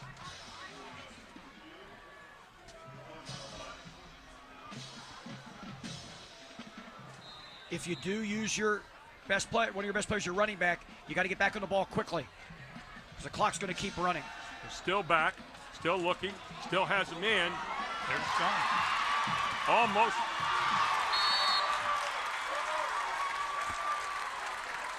And down the field it goes. And Central with a big play right here. And that's exactly what you need at this point, guys. Yes, you're at the 8. Now time's not of the essence. 1:33. You have plenty of time to take your time. You have 2 timeouts. No need to rush right now. Yeah, that was Goff out of the backfield. Still rolled one way and hooked up and then looked backside for Goff coming out of the backfield. Real talent there as he got Goff downfield. I'm expecting a run to the right here. You got there Goff handed off, and Goff, quick speed, bursts over the right side, down to 5. Goff down near the 1-yard line, isn't going to get in yet. That's where holding. That's where holding could happen. Yeah, I'm going to guess holding penalty. So the flag down on the field. Let's wait and see what we've got. But Goff, wait, he showed you a quick, sure does, quick speed right there, doesn't he? The one thing Cumberland Valley has not been able to stop is that off tackle perimeter jet, whatever we want to call it, jet sweep. But absolutely quick handoff. That's where they seem vulnerable right now. Just a killer penalty. And there's the hold. We'll bring it back out. And now the official will spot it there. Now, so now you've got. You got the down over again, so you got 4 chances to get in from the 15. So first and goal from the 15 this time, though, after the hold call. Straight back goes Still. Corner out, he's got 5. Look at him, he's got his man in the end, and he's got him right there. Great pass to the corner that time, and hooking up with his man down in there is Parker Hines, his favorite receiver, Nasir Still, the favorite receiver, by the way, of Pabula, and now of Nasir Still. So he answers here to head into halftime, at least for the moment. 1:01 to go. Expect them to go for 2 here to get it to 28-14, and it looks like they're going to. He's probably going to get a timeout. You might as well. There's a minute left. You have 2 to go. You can't take him over to the second half. Coach Janchik calling timeout here, and he's going to take a look at it. We'll take a very quick one as well. We'll come right back to the High School Sports Live TV on Fox 43.2. Do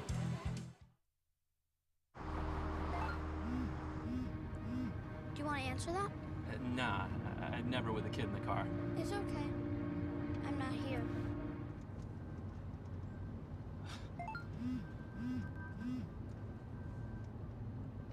I'm there.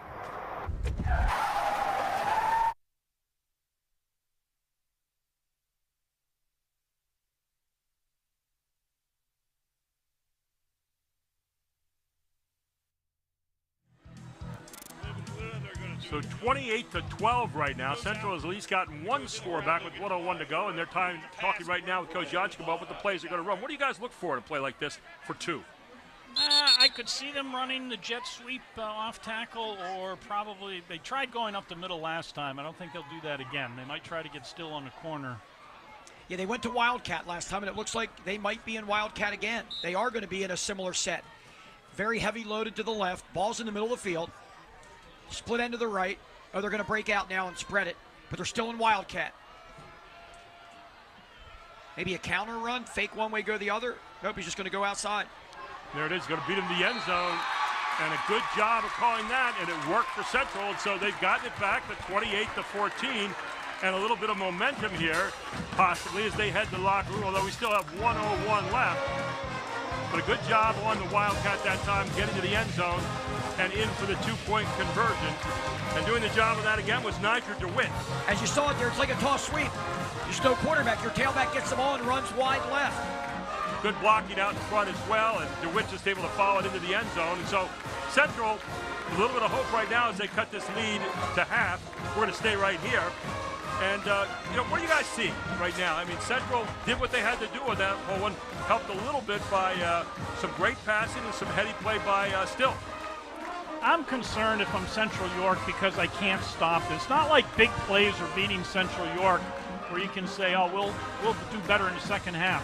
The front guys on offense for Cumberland Valley are taking over this game. 4 plays, 60 yards, 59 seconds, and Still to Hines for 15 yards and a touchdown. And then, of course, the 2-point conversion by Niger DeWitt. That was so important, especially after the holding call, to put them back to the 15. Bang, they hit the corner out, get the 2-point conversion. You're back in this football game. That's the sign of a football program. And Central York now has it. They've had it for a while. Brad Livingston initiated it for a long time, and they've had some good coaches after Brad to keep it going. And here's Parker. Big foot downfield. Going to be taking it to the 5-yard line, to the 10, to the 20. Loose. Look out. Might be the whole way back here.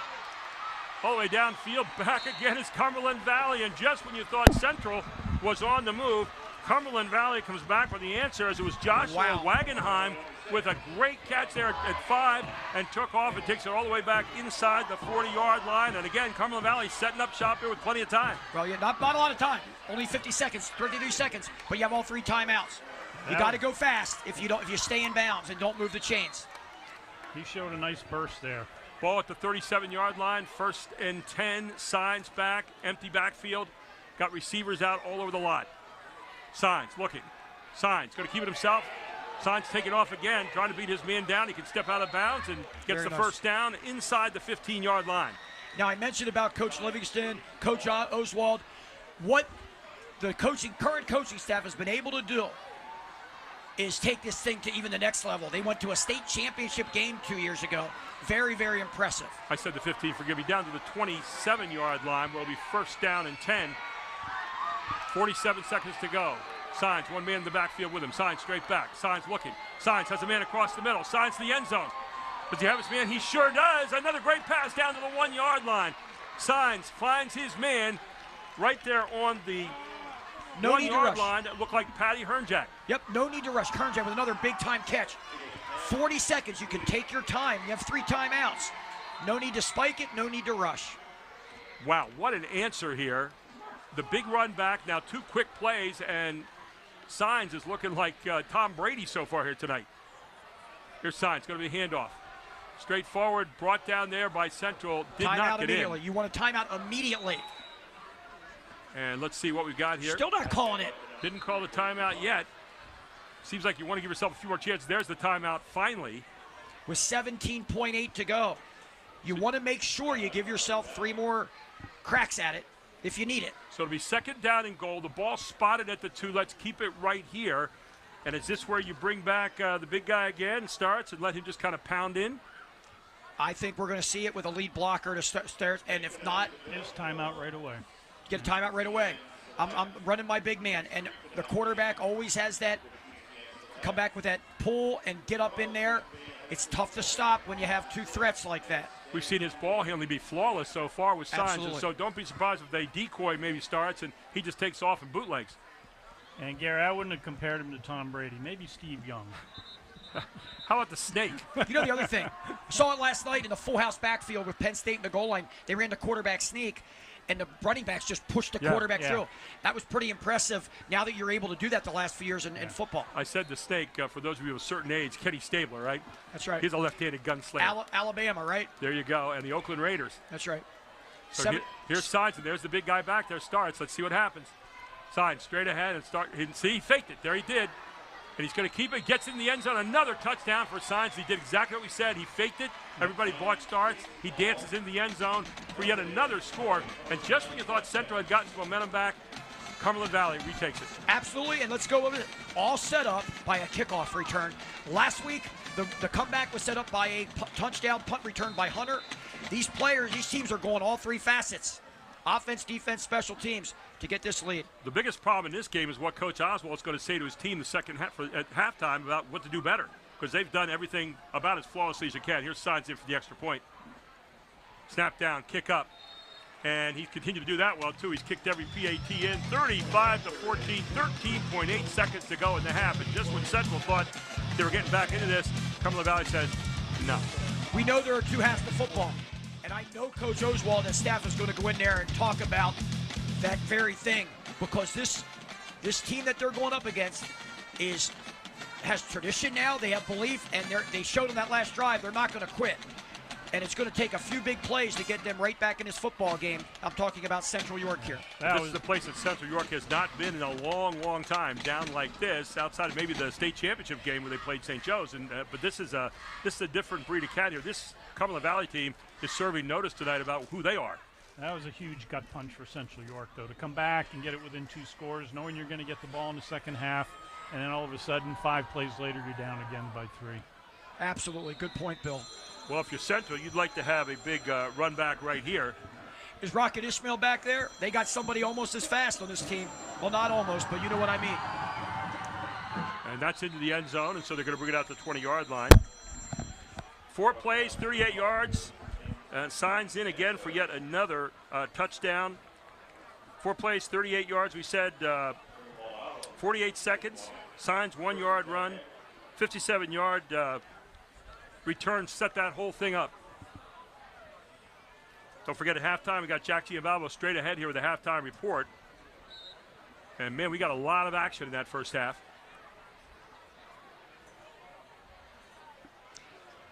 I'm expecting a quarterback draw here. Just keep it in his hands and do something safe, right?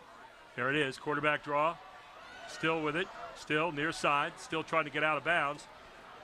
And he'll be brought down out of bounds with still 7 seconds to go here in the first half. And how is that referee winding the clock on that when the guy got tackled out of bounds? Yeah, that's strange to me. I think they're going to change that right here. Or are they? Well, Timeout, Central York. Timeout. Yeah, I want to see this replay. It doesn't look like he was going backwards. Yeah, no. I want to see this again. I'm stymied at that. You can call him. You can keep the clock running if the runner was going sideways or backwards at the end. But let's watch it here right at the sideline here. And there he comes. He looks Oh like my gosh, I can't. I think he was out of bounds before he was even tackled. Yes. I don't understand that. So, the clock is at 1.3 seconds right now. I'm not sure how hard you're going to fight for those extra 4 seconds to get on there at the moment, but because it looks like you're trying to get into halftime here, holding on to the football. And here's the other thing: in football, it doesn't matter. In basketball, if you're giving the guy the ball at half court, you want the 4 seconds. Yeah. But it really, you're getting one more play, and whether it's 4 seconds or 1.3 anyway. So Still's going to get it here. Nope. And just keeping it and goes down, and that is going to end the first half. 35-14 here at the half. Cumberland Valley leads it. Coming up at halftime, the Jack Giambalvo halftime report. We'll have the Capital Blue Cross and AT&T halftime stats and the Capital Region first half highlights. Now, stay tuned for a special video of the Advanced Hoops D1-led coaches promoted a great fall basketball training coming up starting on September 10th weekend. All here on High School Sports Live TV. You're on Fox 43.2.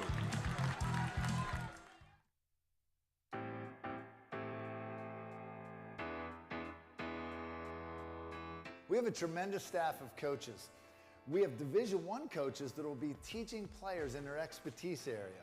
Are the experience of a Division I player, the methods that come from being a Division I player, the technique that comes from being a Division I athlete, and the results that come from being a Division I trainer. There's nothing like it. Our coaches have all played professional and Division I basketball. They see the game from the mountaintop down, and they can teach players at every level, whether you're basic, average, or you're an all-star player. And we have developed college basketball players for years through this program.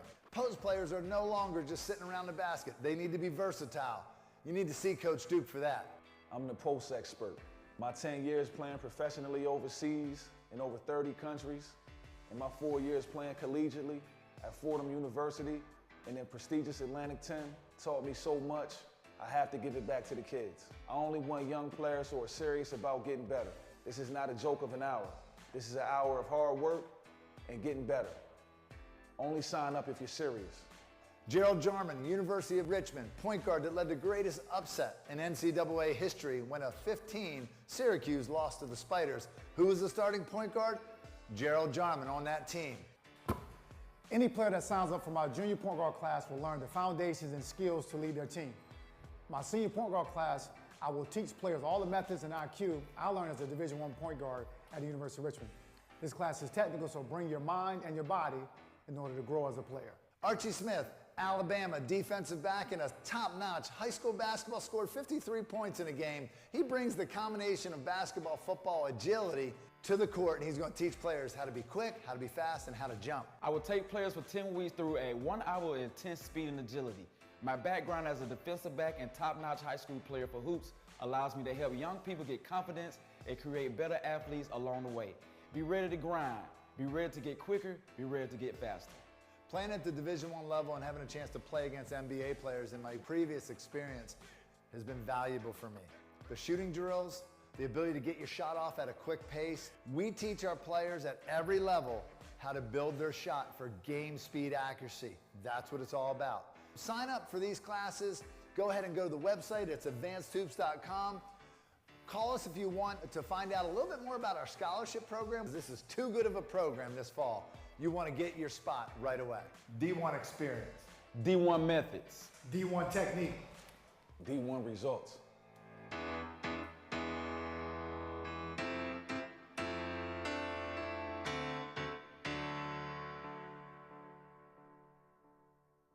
The Jet Giambalvo family of dealerships. 9 great franchises in 5 locations. Buick GMC, Hyundai, Genesis of York, Stettler Dodge Chrysler Jeep Ram, Giambalvo Hyundai of Hanover, and our newest dealership, Jack Giambalvo Mazda. The Giambalvo family of dealerships. Over 30 million in new and pre-owned inventory. With a reputation for quality service after the sale. Giambalvo is proud to serve your community. Find out why. The Jack Giambalvo family of dealerships. 5 great locations. Online at giambalvo.com. Groff Tractor is your full-line equipment dealer representing Case Construction and many other leading brands, serving the total sales, rentals, parts, and service needs of its customer. Students, begin your professional journey in a high-demand field with Groff Tractor. Contact us today to discover the power of our technician internship programs. Groff Tractor also offers scheduled maintenance along with 24/7 emergency service. Groff Tractor is your #1 source for everything under construction.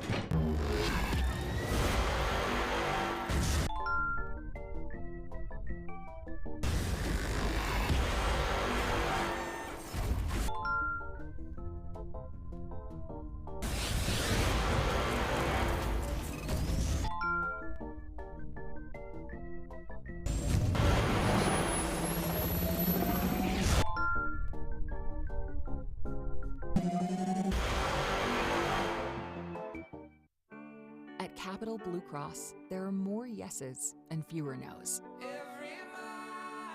Protecting your health and making it easier so you can spend time on what makes you smile. Helping our communities, your families, your businesses, big and small. We have you covered, going the extra mile. It's what we do. Capital Blue Cross, going the extra mile for you. If you're looking for a quality used vehicle at a great price, Hoffman has it. Hoffman Ford has the best pre-owned inventory, not to mention the best hometown buying experience in all of Harrisburg. With our market-driven pricing, you can be sure you're always getting the best deal. Plus, we'll give you top dollar for your trade. And you know who's got Harrisburg's best deals? Hoffman has it. Hoffman Ford, Colonial Park. Hoffman Ford, just what you're looking for. Hoffman has it.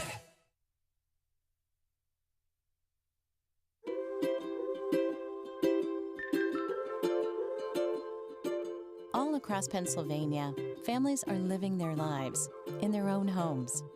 Not long ago, none of these families believed it possible. And then they discovered there was someone who could help. What was once only a dream is now a reality. Welcome home.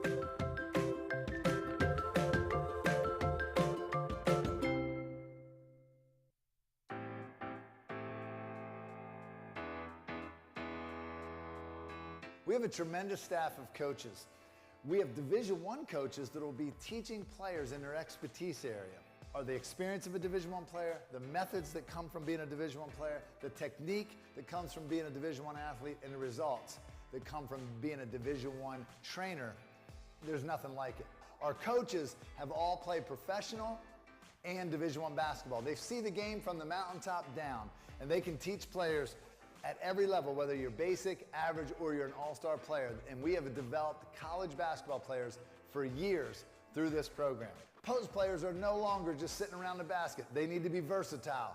You need to see Coach Duke for that. I'm the post expert.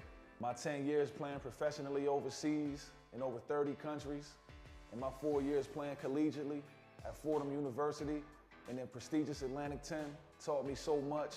I have to give it back to the kids. I only want young players who are serious about getting better. This is not a joke of an hour. This is an hour of hard work and getting better. Only sign up if you're serious. Gerald Jarman. And welcome back to Central York Stadium here at Central York High School, where it's 35-14 at the half. Cumberland Valley all over Central here in the first half. It looked like Central might come back there at the end of the half, guys, but Cumberland Valley said, no, we're going to run one back, and then we're going to get in there in about 2 plays.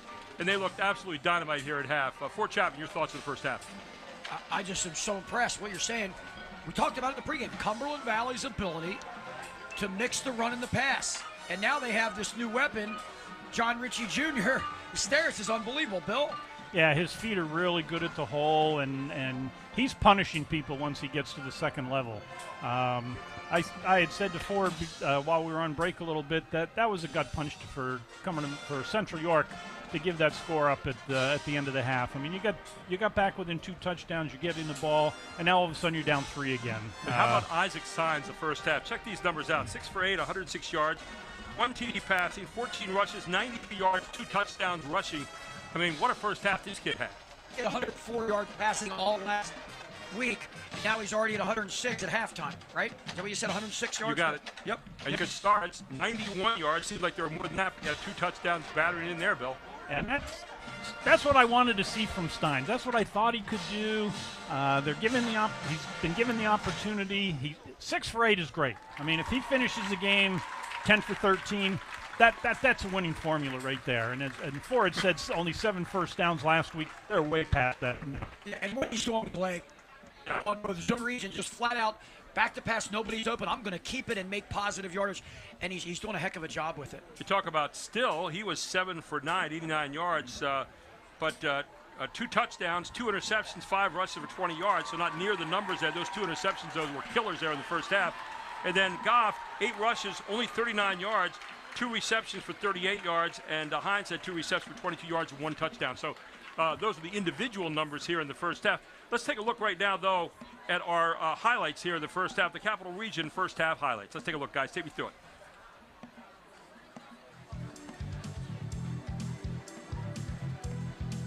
Here's their first score. Just bounces. It looked like it was going up the middle. Just bounces off tackle. Again, an example of his good feet. Keeps his eyes up. Tough kid. Here you see Signs again, this time looking for the end zone and finding his man down there in the end zone for yet another score. But missed 2-point conversion. That was Ethan Carlos with that catch. That was a good skinny post there. Yeah, that was a skinny post, yeah. Signs again, just a quick little play fake. Yeah. Look at him get out of there. Just the sense of where he's at in the moment, then getting in the end zone for a touchdown. He's so comfortable running up through the middle. And he's a tough kid. There he is again. There's the human battering ram. There's that stiff arm. I mean, that just gives you that was the whole first half right there, just running through tacklers. Great corner out there. Yeah. Here's Hines. Good catch. That's a tough route to cover when you're an inside defender. Really nicely drawn up play there on the almost a blocking blow the waist there on the edge. And there's DeWitt getting in for the 2-point conversion. You can't do that in high school. You can do it in college and the pro, but not in high school. Look at this. Signs again. Total bootleg. Finds his way and just dashed any hope that Central had of getting back in the game at that particular point. And that's your first highlight. Let's take a look right now at our Capital Blue Cross and AT&T first half stats here, guys. And the stats are about as you would expect them to be here in the first half. We'll take a look up here on the board and take a look at this. The score speaks for itself, but 207 yards rushing to 68, 313 to 157 total yards, and they just really had it all over them in every category. Yeah, I thought the rushing stats might be reverse of that. And going into the game, you mean? Yeah. And I was way wrong. So now if you're the two coaches, you're getting ready to start here in the second half, guys. If you're Coach Oswald, you got to say, hey, we're back to 0-0. This is a quality team we're playing. Don't get complacent. But on the other side, if you're Coach Janczyk, you haven't been in this dance too much before. What are you saying right now? Well, you still have a chance here. Yeah. You definitely have a chance. But here, getting the ball in the second half, the key is you got your defense has to come up big and stop this Cumberland Valley offense. And get some 3 and outs maybe and get the ball back in your offense. Give your team a few more opportunities to move the ball and score. In almost every game, when there are two quality teams, there's going to come a point in the second half where CV's not going to continue to get first downs. At least that's my guess. And that will be a chance for Central York to take advantage of it. I don't see them continuing this path where they're going to rush for over 400 yards. They could, and if they do, then it's game over. But at some point, Central York has to make a stop, and they have to capitalize. And then the other question, though, too, is Central York as good as advertised yet, although they had a big win over Central Dauphin last week? Or is this Cumberland Valley team, maybe we're watching before our eyes tonight, a team growing up big right here in the moment? Great point. Let's look at it.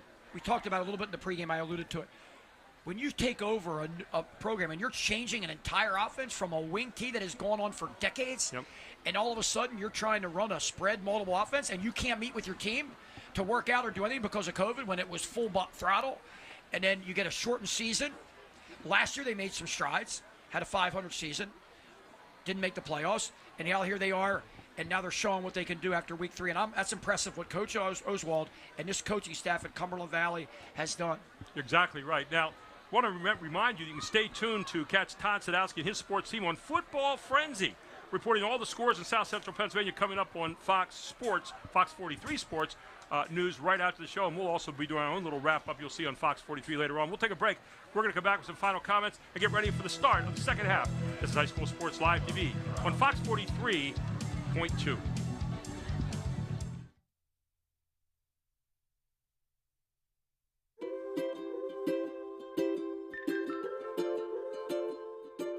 All across Pennsylvania, families are living their lives in their own homes. Not long ago, none of these families believed it possible. And then they discovered there was someone who could help. What was once only a dream is now a reality. Welcome home.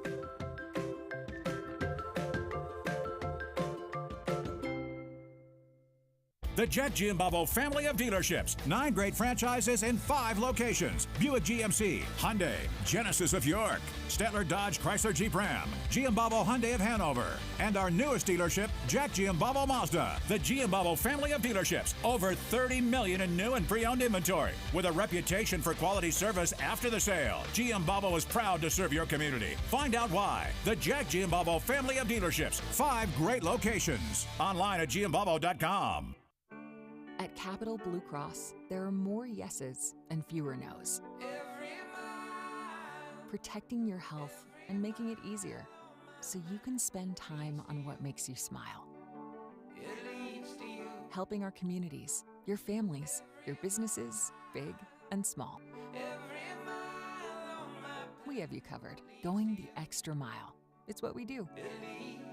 Capital Blue Cross, going the extra mile for you. We wake up with the sun. We live in a place we're proud to call home. For us, it's knowing that those we help are neighbors, friends, family. As the leader in providing the best orthopedic care for our community, we come together to do our part. If you're looking for a quality used vehicle at a great price, Hoffman has it. Hoffman Ford has the best pre-owned inventory, not to mention the best hometown buying experience in all of Harrisburg. With our market-driven pricing, you can be sure you're always getting the best deal. Plus, we'll give you top dollar for your trade. And you know who's got Harrisburg's best deals? Hoffman has it. Hoffman Ford, Colonial Park. Hoffman Ford, just what you're looking for. Hoffman has it.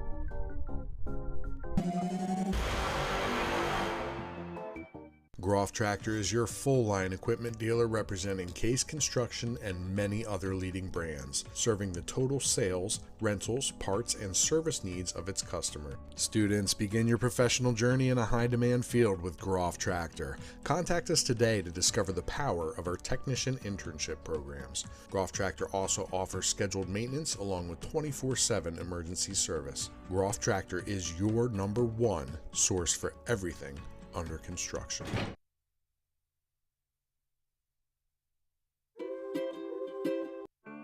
At Capital Blue Cross, there are more yeses and fewer nos. Protecting your health and making it easier so you can spend time on what makes you smile.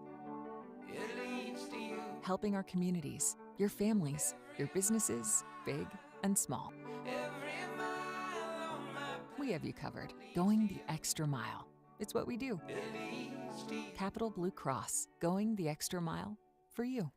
The Jet Giambavo family of dealerships. 9 great franchises in 5 locations. Buick GMC, Hyundai, Genesis of York, Stettler Dodge Chrysler Jeep Ram, Giambavo Hyundai of Hanover, and our newest dealership, Jack Giambavo Mazda. The Giambavo family of dealerships. Over 30 million in new and pre-owned inventory. With a reputation for quality service after the sale, Giambavo is proud to serve your community. Find out why. The Jack Giambavo family of dealerships. 5 great locations. Online at Giambavo.com. If you're looking for a quality used vehicle at a great price, Hoffman has it. Hoffman Ford has the best pre-owned inventory, not to mention the best hometown buying experience in all of Harrisburg. With our market-driven pricing, you can be sure you're always getting the best deal. Plus, we'll give you top dollar for your trade. And you know who's got Harrisburg's best deals? Hoffman has it. Hoffman Ford, Colonial Park. Hoffman Ford, just what you're looking for. Hoffman has it. And welcome back to Central York High School here in York, Pennsylvania, where it's 35-14. We're getting ready to start the third quarter here on your High School Sports Live Game of the Week here on Fox 43.2. We'd also like to welcome in our PCN Game of the Week audience from around Pennsylvania.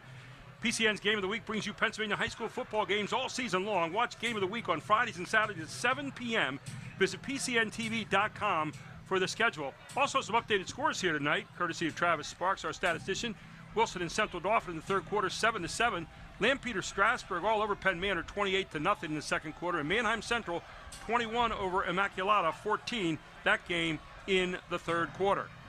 We get ready here to start the second half, and it'll be Cumberland Valley kicking off to Central. And to say Central needs a score right away would be the understatement of the year, maybe, for Javin. Yeah, but they really don't. They really don't. If they can get a good drive together, they need to score at some point in the first half of the third quarter. So ball taken here by Central. Going to run it out near the 30-yard line. The old adage, Gary, that basketball coaches use a lot, football, you can't get it all back at once. Exactly. One play at a time. Saw Parker Hines getting the ball out to the 30-yard line, make that the 31, where they'll set up first down and 10. Let's see what kind of adjustments Coach Janchek made here at the half, Bill, and obviously on the other side defensively, what kind of adjustments Coach Oswald made. I'm going to expect Coach Janchek to start attacking the perimeter again like they did in that first drive. Cumberland Valley did not stop them really the whole quarter, the whole first half, excuse me. So let's look for that. So still in the backfield, still looking right away for some points. And he's got his man downfield, but good job defending, and they're going to call that pass interference on Hernjack. Hernjack looked like he had pretty good position there as the intended receiver was Thaddeus Shaw. Let's see this again. Wow. You guys take it from here. I don't like the call, but I got to look at it. Looked like Hernjack was in front of his man the whole way, and... Well, was it probably going to be caught? No, if he wasn't. But I'll tell you what, you can't just go into a receiver. Like I like to call after I saw the replay. Yeah, he's got to look for the ball. So Central right away with the penalty gets 15 yards tacked on.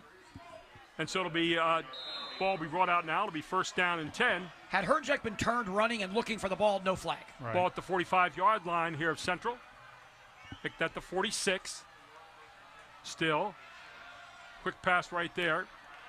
And Hines gets it. It was supposed to be kind of a little inside screen, right? But nothing materialized out of that at all.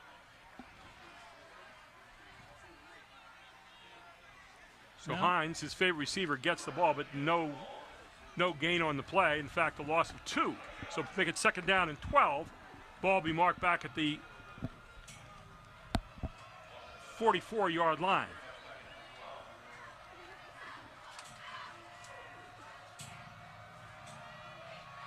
Trips into the boundary. Trying to get some one-on-one out there with 11 to the wide side of field. Again, that's the guy they've been looking for a lot tonight. Thad Shaw, the guy we talked about with the speed. And they've been looking for him on a couple of sweeps and now some pass to the outside. And Shaw answers the bell there and catches it. But still going to be third down. Make that second down now. Third down and 5 yards to go. Ball spotted out at the 49-yard line. I like the idea of getting Shaw out there with a lot of room to operate. Wide side of field, give him the ball on a quick out and see what he can do. Great defense out there making the tackle, it's going to be 3rd and 5. Same formation, I think, just the opposite way. Yeah. Still got the one-on-one coverage out here. The quarterback's going to keep it. And Still's coming near side. Still out across the 45, down to about the 43-yard line, close to first down yardage, and he got it. I like it. Nice carry by Still. That was going to be a quarterback sweep right from the get-go. Absolutely, with a lead blocker, no less, and that helps. To the short side, to the wide side of field, but to the weak side because you only had one receiver out here. A lot of Cumberland Valley defenders out the trip side on the opposite side of the field. Good call. Central on the march right now. Ball at the 43-yard line. Still rolls right, looks right. Back to the middle, Still keeps it himself across the 40, inside the 40 down to about the 37-yard line, and still doing it with his feet that time. Brought down by Wagenheim, linebacker for the Eagles. Save, Wagenheim, Butler, all linebackers. You know, it's interesting. This is still second game of the season now, so all of a sudden you get a chance to grow up and really get into a rhythm here, and he's doing a pretty good job here on this series. Yes, he is. Second down and 5, ball at the 47-yard line. Cumberland Valley brings pressure.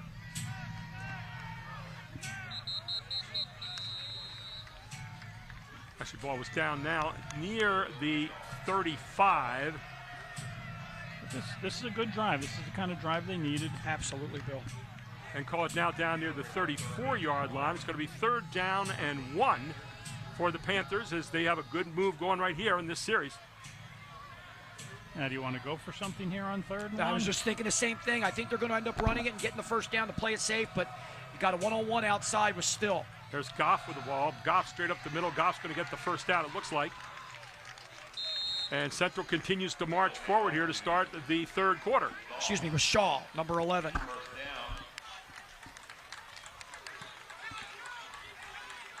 So first down for Central here. Crowd, you want to get the crowd back in the game here too right now. Crowd's sitting on their hands here for the moment. Sure. They're not used to being in this position over here at Central Panthers field. So it's first down, 10 yards to go. Ball spotted at the 33-yard line. 2 receivers to each side. Still, straight back. Still, looking in the end zone. And overthrows his man there as, again, they were looking down the field for Shaw. Yeah, Shaw was the outside receiver here, and he snuck underneath the inside, did a little crossing route there. And then went vertical, right? Posted right vertically, yeah. Yeah. And good coverage. Second down and 10, ball at the 33-yard line.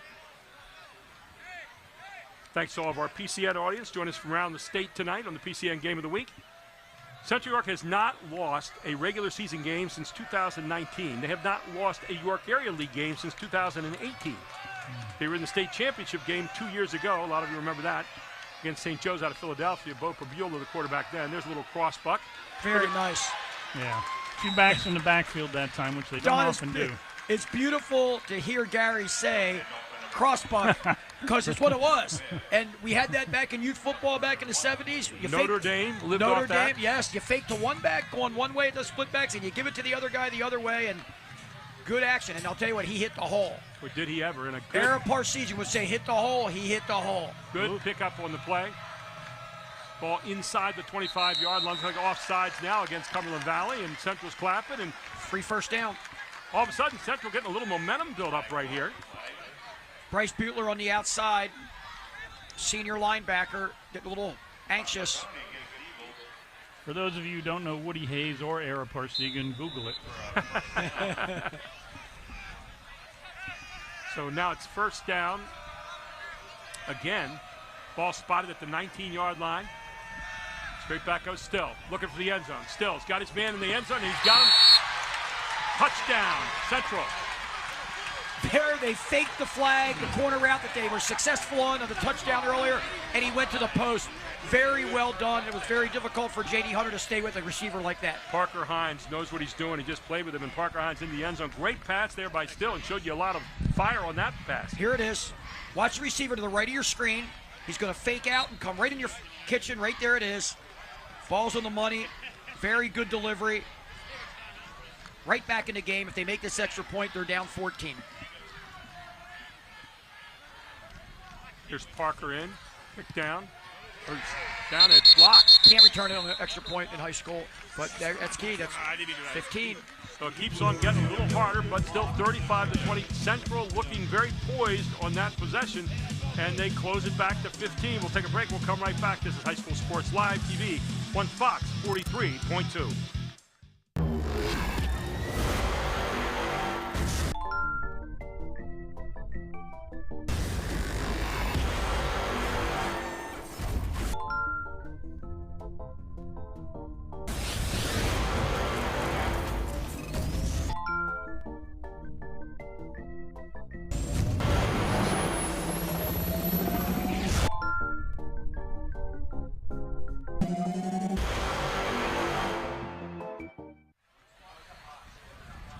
And Central looking pretty good coming down the field in that possession, Bill Chase. I mean, that really good tempo.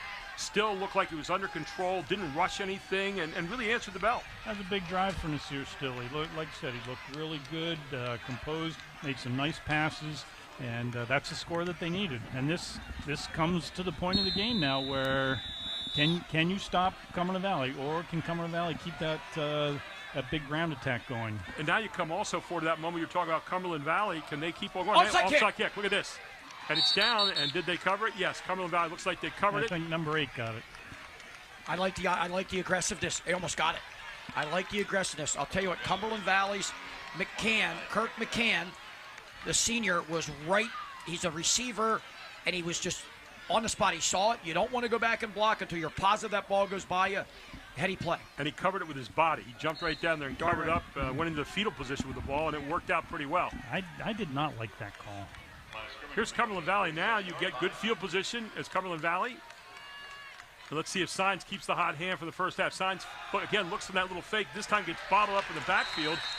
And so many times, guys, when you see a good offensive possession coming out the second half, it starts to transfer over to the defense right away, doesn't it? Absolutely. You know, you just said, Bill, you don't like the call. I don't like the call either, but it was an aggressive call. Yeah, it was aggressive. Yeah, I want to pin them back. But then again, look at it this way. The last time you kicked off, they returned it past where you kicked off. I agree, but now you're giving them a short field. Yep. So second down here. But still 10 yards to go, and it's going to be Signs. 2 receivers, far side, 3 receivers, far side, 1 near side, put a man in motion. Here's that jet sweep we're talking about. Look at this. Defense from Central right now stepping up big as you see Tyler Fry, a sophomore, coming up and making a big-time tackle right there. Another thing let's talk about. It's very, very, very difficult at any level of football when you throw 35 points up at half. All your coaches are saying, hey, 0-0, but it's still difficult to come out and just automatically execute in the third quarter. And sometimes it almost feels too easy, and you say, well, what was the hard work we did to get to that point? That's exactly right. And recapturing that can be tough. Third down now, big 14 yards to go. Signs looking. Signs getting some pressure. Signs nowhere to go. This time Signs comes near side. Can they get to him? And Signs going to be pushed out of bounds right there as Central doing a great job defensively here. Now the question is, I don't think Cumberland Valley is probably going to do anything but punt here, but what do you guys think? Yeah, you got to punt. They need like 6-7 yards. They're going to punt. Yeah, you got to punt here. I think you still need at least 5 yards to get the first. Yeah, they got field position on their side. Why give it a chance otherwise? And you know what? You punt, get your defense back on the field. Central York, this is what we've been waiting for here. They can cut it to 1 score. Central York comes out, gets a good offensive possession. Now they get a good defensive possession. And now Cumberland Valley will send in the punt team. This clock has been moving this whole time. I'm very. Wasn't he knocked out of bounds? Well, again, they maybe wound it just like they did at the end of the first half. Yeah, I don't know what's going on here with that, but nonetheless, the ball was not set for the long. We only 6 seconds off the play clock. They took a long time to set the ball. And now you got a timeout by Coach Oswald over there. He was not happy. I don't think he had enough people in the line. They have 12 guys in the field. We'll take a break. We'll come right back. This is High School Sports Live TV on Fox 43.2. Groff Tractor is your full-line equipment dealer representing Case Construction and many other leading brands, serving the total sales, rentals, parts, and service needs of its customer. Students, begin your professional journey in a high-demand field with Groff Tractor. Contact us today to discover the power of our technician internship programs. Groff Tractor also offers scheduled maintenance along with 24/7 emergency service. Groff Tractor is your #1 source for everything under construction. Well, Patty Hernjack is back to punt now for Cumberland Valley. So they didn't have enough guys on the line of scrimmage apparently, and Coach Oswald called timeout wisely. So they're going to try to get him to come offside. They don't do it. Hernjack gets it. Hernjack boots it out of there. They're going to call fair catch, and handling it nicely down there on the other, did a little bit of a bobble for a second, was Carter Vaughn. And so Central gets the ball back, and now another big possession here is Central with a chance to cut the lead down even further. Well, this is the scenario that I talked about at halftime, where all of a sudden Cumberland Valley got stopped after a Central York score, and now momentum is back on Central York's side, but they have to be able to go down, maybe not score, but they need to get a couple of first downs here. And let's see if Cumberland Valley is able to answer the bell here defensively as well and kind of get back into the half here a bit. So here's Still being called on to do some pretty good quarterbacking right here. Did a great job the last series. Let's see what he does here. Shift to empty. Quick outside pass. Good block out there by the other receiver, and then fighting his way out near the 20-yard line. This is what we talked about earlier. Just some quick passes. Let your athletes get the ball in the perimeter and do some things, and it's easier on your quarterback.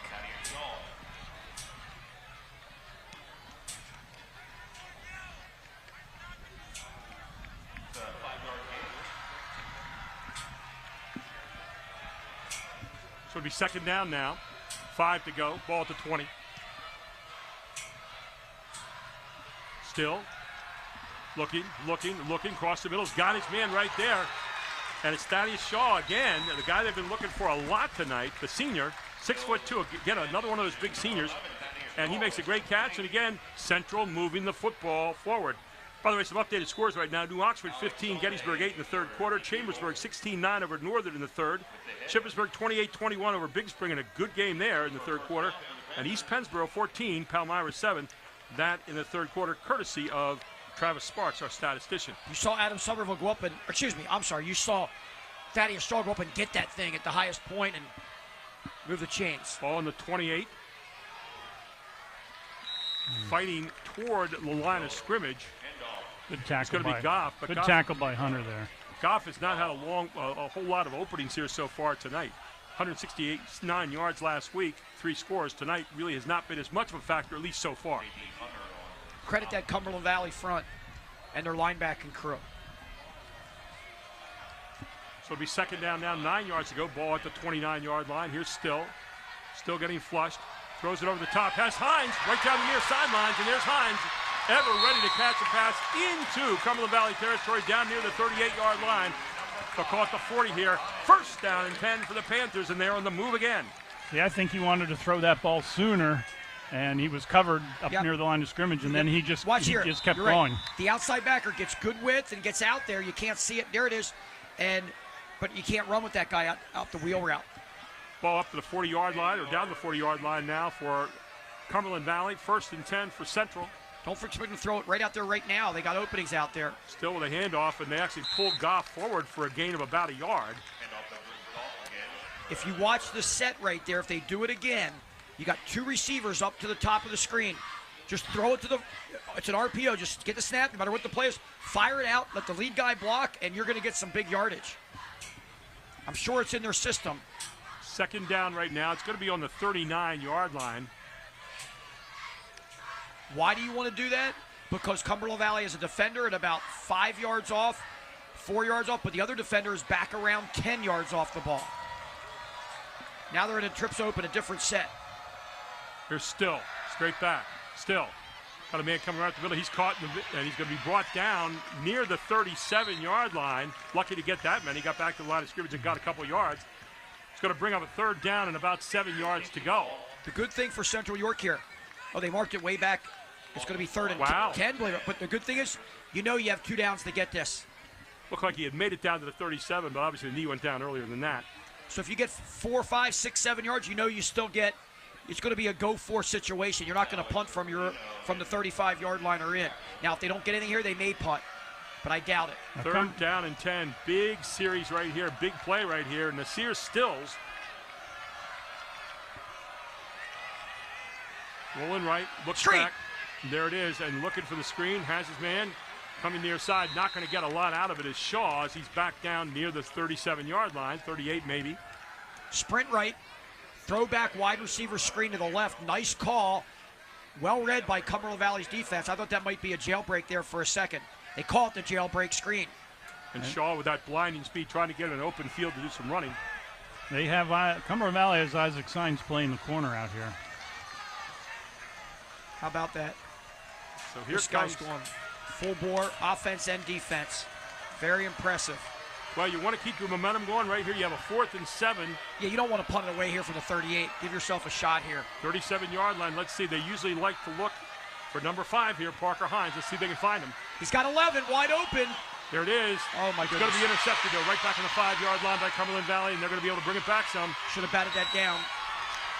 Gain yourself 15 yards, but very good catch and good play. That's hard to do. Watch the replay here. You have from the left side of the screen, you have number 11, Shaw, wide open on a crossing, a shallow crossing route at about 12 to 15 yards. If we get that replay. So the long pass intended for Shaw, obviously. And that right here, watch, coming right to left of him. Here he is. No, it was good. We're going to somebody else. Shaw was right there to the left, right there wide open, and they went deeper. And that was J.D. Hunter picking that off. Looks like they were going for Carlos, Ethan Carlos, the junior receiver. J.D. Hunter, who hasn't caught a pass tonight on the offensive side, just caught one on the defensive side, and a big one to stop the momentum of Central here, at least for the moment. All right, we're going back to Sterritz here. How do you start to use the clock and make it your friend? There's Sterritz running with abandon, but is brought down back near the 20-yard line. Central getting a much better thrust offensively or defensively here in the second half, and getting to the feet of Sterritz this time. Thing is, can they do it consistently? That's the big question, because you need to stop right here again. You need to get the ball back of your Central. The other side, if you're Cumberland Valley, you want to start to control things a little bit, get some first downs again. They piled them up in the first half. They're going to let the clock run. If you're Cumberland Valley, don't even snap it. Heady play there. Now you're going to get a flag. Is that sideline warning? Probably. So 23.4 seconds to go in this quarter. Yep, sideline warning on Cumberland Valley. Clock should start again. It's at 23.4. They're going to have a play clock starting again due to the whistle at 25. Still, you can run the whole time off. It's rare you see a sideline warning like that when the team is not even ready to run a play. For our PCN TV audience tonight, the play continues next week, the PCN's Game of the Week, with live coverage of the Loyal Sox versus Southern Columbia game. Watch it on cable on PCN or stream with PCN Select. Gary Sutton for Chapman. Bill Chase with you here tonight at Central Panthers Stadium, where the Panthers are down right now 35-20 in Cumberland Valley. And again, another flag. All right, let me tell you what happened here. That's impossible, by the way, what just happened. There was fewer than 25 seconds on the regular clock in the game, 25 seconds on the play clock. Whoever's up here in the booth should say this quietly. They started the play clock before the game clock. That can't happen. So Cumberland Valley realized that and realized they had to snap the ball all of a sudden. That's the officials need to catch that there they're going to let it go. Okay. And there it is, and that is the end of the third quarter, 35-20. The Eagles of Cumberland Valley in the lead, and you're watching it all here on High School Sports Live TV. It's Fox 43.2 back right after this for the fourth quarter. So a while back, I thought to myself, I'm never going to own a home. I'm going to have to rent forever. I didn't have money for a down payment. I had no credit history, and I just got out of a divorce. But PHFA showed me that home ownership is possible. They offer me a low-interest mortgage and a way to manage the closing cost. To me, this is more than just my home. It's a huge accomplishment and a new chapter in my life, thanks to PHFA.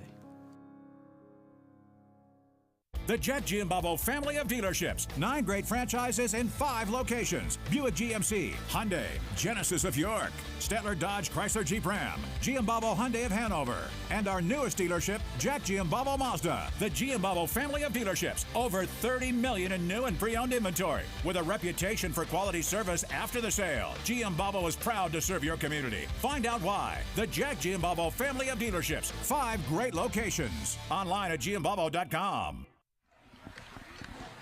And a little bit different third quarter there. Central with 116 yards to CV -1. So a turnaround for Central in the third quarter, and yet CV still leads by 15 as we head to the fourth quarter. This is High School Sports Live TV on Fox 43.2. There's your handoff. Good run across the 20, out near the 23-yard line for Cumberland Valley. Yeah, Cumberland Valley only ran 4 offensive plays in the third quarter. Wow. If that continues, then Central York is clearly back in the ballgame. Absolutely. Obviously, Central York needs a stop for that to happen right here, though. And for Cumberland Valley, they want to get into a little rhythm like we saw in the first half. Just piled up first downs. 8-man defensive front for Central York. There's Signs. Signs across the middle. Misses his man. Diving across there was Griffin Huffman. Favorite receiver last year. Yeah, he had him there. He had a step or two on the corner. Just throw was a little bit inaccurate. Stops the clock. Got a man down on the field for Central. Looks like Saxton Suchanik over there on the sideline. I believe I'm seeing the number correctly, number 8. Looks like they're checking maybe for a cramp. Let's take a very quick break. We'll come right back here. This is High School Sports Live TV. The Jet Giambavo family of dealerships. 9 great franchises in 5 locations. Buick GMC, Hyundai, Genesis of York, Stettler Dodge Chrysler Jeep Ram, Giambavo Hyundai of Hanover, and our newest dealership, Jack Giambavo Mazda. The Giambavo family of dealerships. Over 30 million in new and pre-owned inventory. With a reputation for quality service after the sale, Giambavo is proud to serve your community. Find out why. The Jack Giambavo family of dealerships. 5 great locations. Online at giambavo.com. And that was Kyle Groman, who had a cramp. He's over the sideline now doing what we all do, pull back on that toe. And it's a hot night out there, drinking water, get some liquid in you. So now for Cumberland Valley, they want to make sure they get this ball out of here. For Central, you got to think maybe jailbreak here, guys. I think they're setting up a return. Yeah, I think they'll get good field position no matter what. So. No, they're coming. And he gets it out. A nice kick. See if they get the bounce. Kind of twirls there at the 45-yard line. And that's where it'll be down. But good field position again for the Panthers here. And lots of time to go with 10:50 to go here in the fourth quarter. And this becomes the drive, does it not, Bill, in this game? Okay, I'll say yes. If I'm on a CV side, I'm a little nervous right now. So we saw Central dominate the third quarter, and yet they were only able to get one score back. So here they are now down 15 at the moment. Missed that extra point, which could loom large tonight, too. But a long way to go here yet. Get the ball outside to your skill guys. Right here to the trip side. Just throw it out there. Nasir still. Right there, he's got his man, knee down. So it'll be down right there. Again, Thaddeus Shaw. They came down to the short side of field, the one receiver. It's good. Get Shaw, 5 yards, easy play. I'm expecting them to go out to the trips. If Cumberland Valley doesn't play any tighter defense to the trips, that wide side, get the ball in the hands of one of your skill guys out there. Now they're going to go 2 by 2. Yeah, 2 by 2. So it'll be second down now, 6 yards to go. Ball sits on the 50-yard line. Central with it. Tight end in the game. Man in motion. Reverse. And there you got it. You got your man Hines. Hines racing the outside. Hines trying to beat his man. Hines, first down and more. Hines finally down to the 40-yard line of Cumberland Valley on the double reverse. Yep, looked like a jet sweep, and all of a sudden, there you go. Take it back the other way. Well drawn up play and executed just the same by Central York. There's no quit in this team. A good way to get the ball in the hands of one of your impact players, Hines.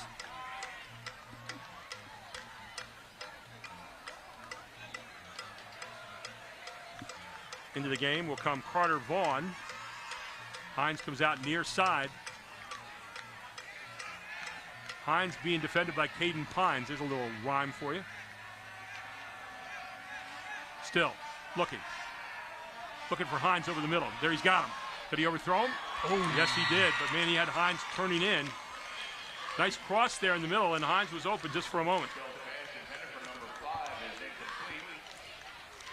We'll bring up second down and 10 yards to go from the 41-yard line. I think Caden Pines, since you brought his name up, is the nephew of the great Chad Pines from Cedar Cliff years ago. Oh, how about that? Great wrestler, great football player, great football player, yeah. For Bob Craig, legendary coach. Yeah. Coached both of those sports as well for years and years at Cedar Cliff. Here's Still now. 2 receivers near side, 2 receivers far side, handoff down the middle, and straight down the gut they pound it. Inside the 40, down near the 37-yard line, we'll give them. Here's a trivia question of the day for you.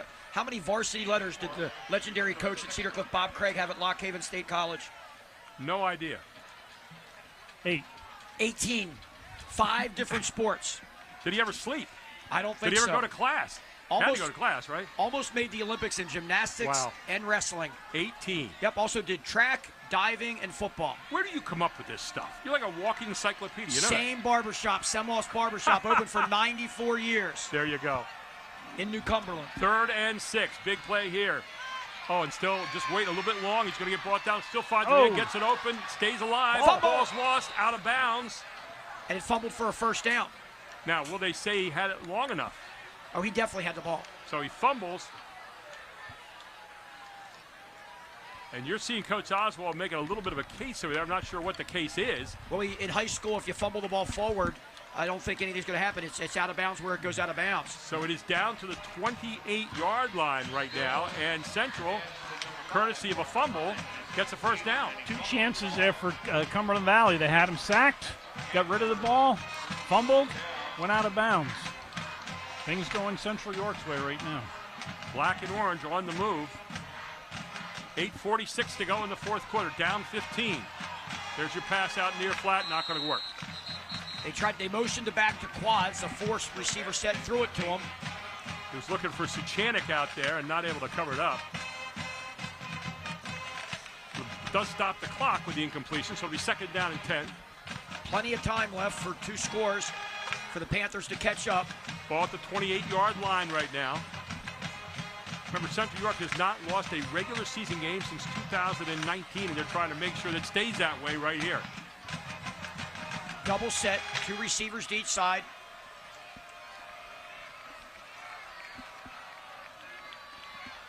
Malachi Ramnath just came into the game. They're still.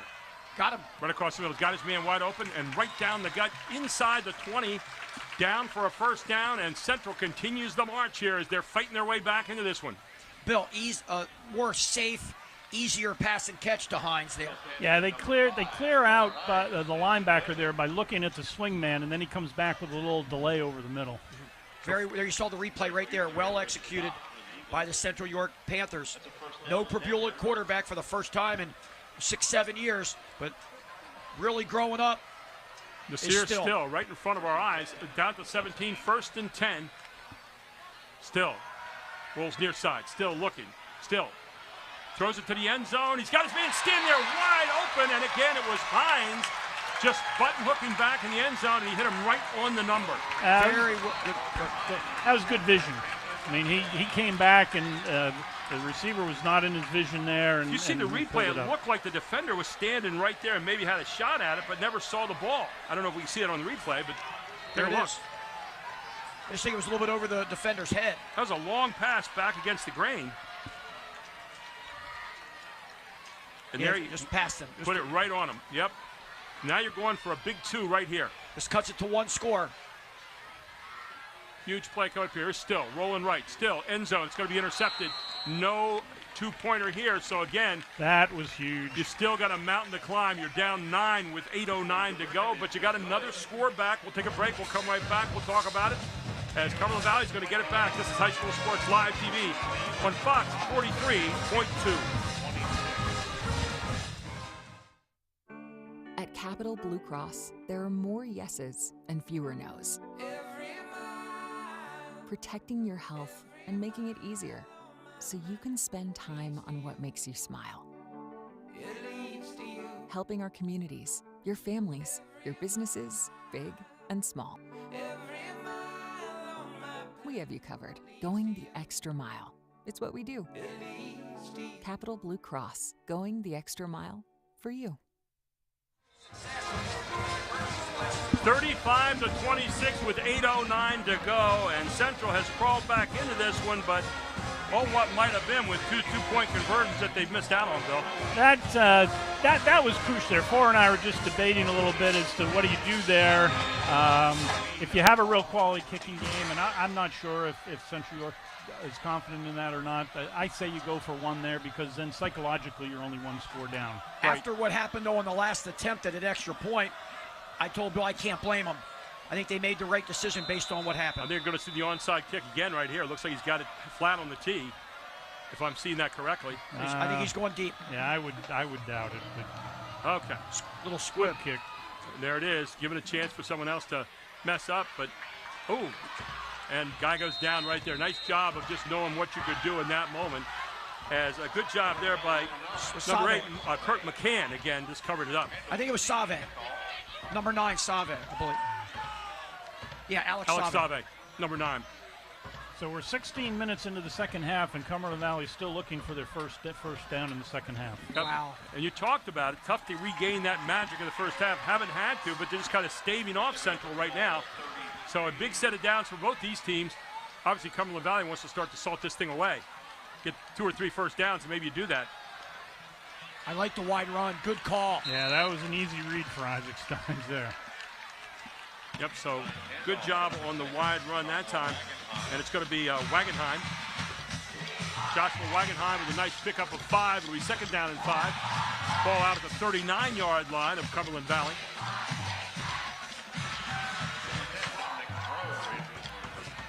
Steins taking all the time he needs right now. There's the handoff, starts, nope. And Central has really stepped up here in the second half. The Star's going to get taken down right there, almost at the line of scrimmage. They don't start the play clock at this stadium. They start the play clock like 5, 6. It's now supposed to start immediately when the ball's dead. They keep doing that. And it's allowing, Cumberland Valley didn't utilize it, but you can let a lot more time go off the clock. 3rd and 6 now for Cumberland Valley. Ball at the 38-yard line. Just handed it off.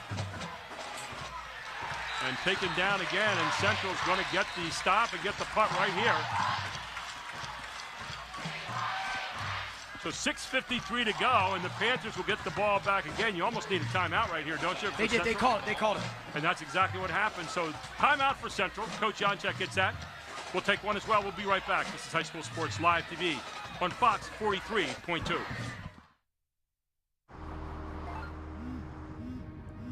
you want to answer that? Nah, I'd never with a kid in the car. It's okay. I'm not here.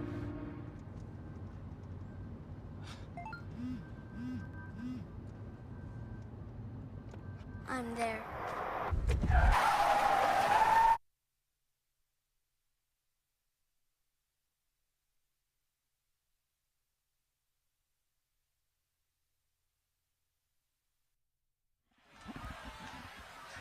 So an interesting timeout call with 6:53 to go. Cumberland Valley in a punt situation right now.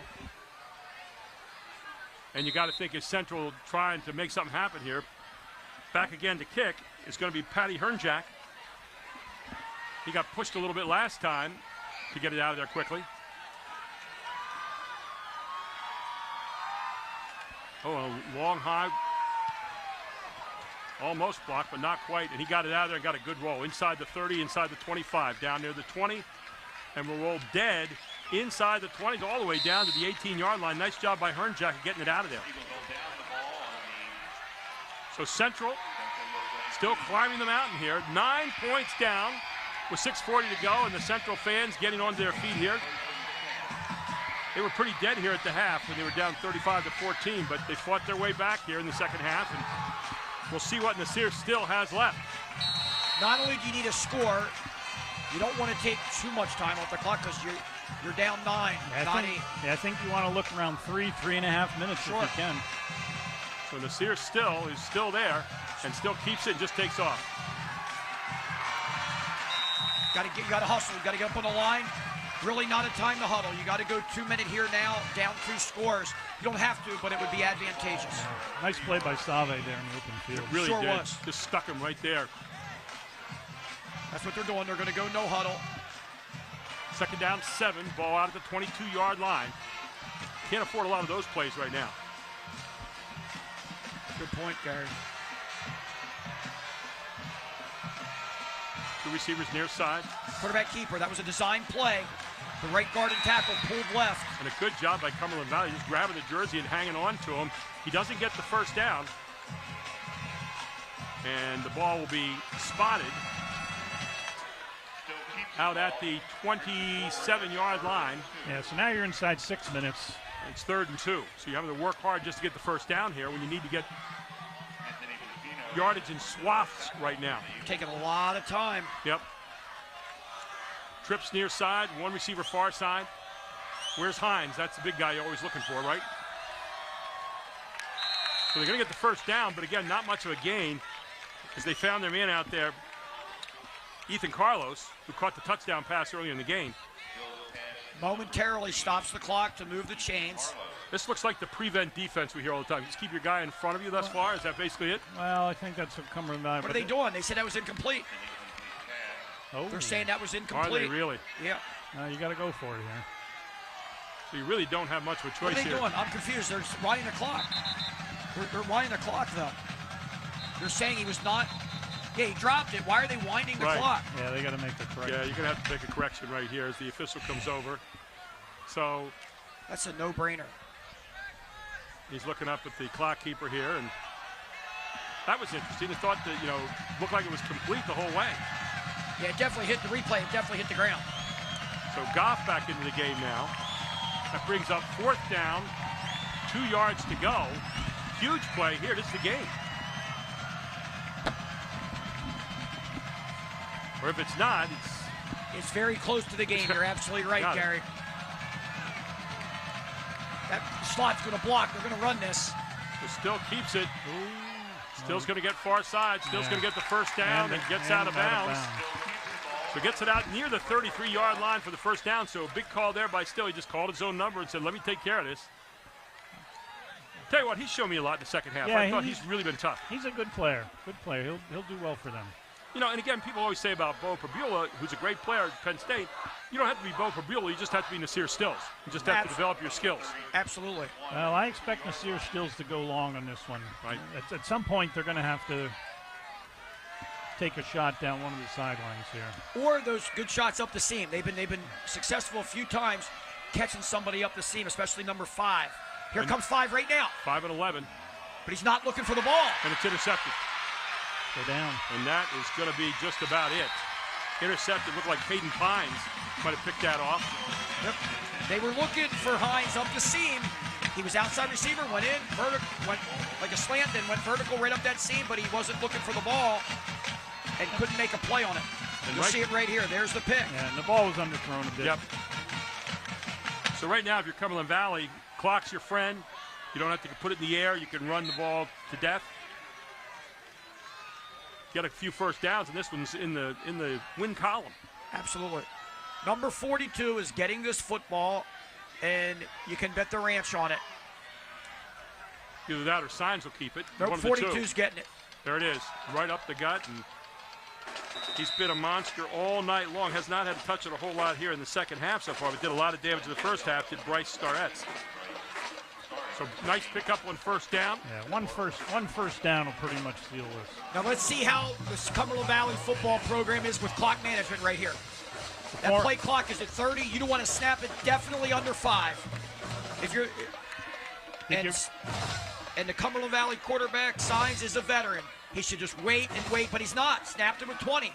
Oh, and they got Starks right there at the line of scrimmage. So he bangs forward just for a couple of yards. Coming up at the end of the game, by the way, is the Capital Blue Cross post-game report, including the Hoffman Ford player of the game. We need to decide who that is, guys. Capital Region Insurance Agency play of the game. And we'll talk about the Hoffman Ford player of the game as well. Clock management. Did you work on the 4-minute drill before? A little bit. Yes, we did. We went no huddle most all the time, but not a fast-paced no huddle most of the time. But you gotta know. So 3rd down and 7, and we're going to come up with our player of the game here in just a second as we kibitz among ourselves quietly. But right now, 3rd and 7 from the 34-yard line. Now they're chewing the clock. Signs in no hurry. Nice. Look at this. Nice handoff near side, another chunk of yardage. And timeout Central. Just putting it away right now. We'll take a timeout as well and come right back. 3:45 left in this one. This is High School Sports Live TV on ABC, or check that on Fox 43.2.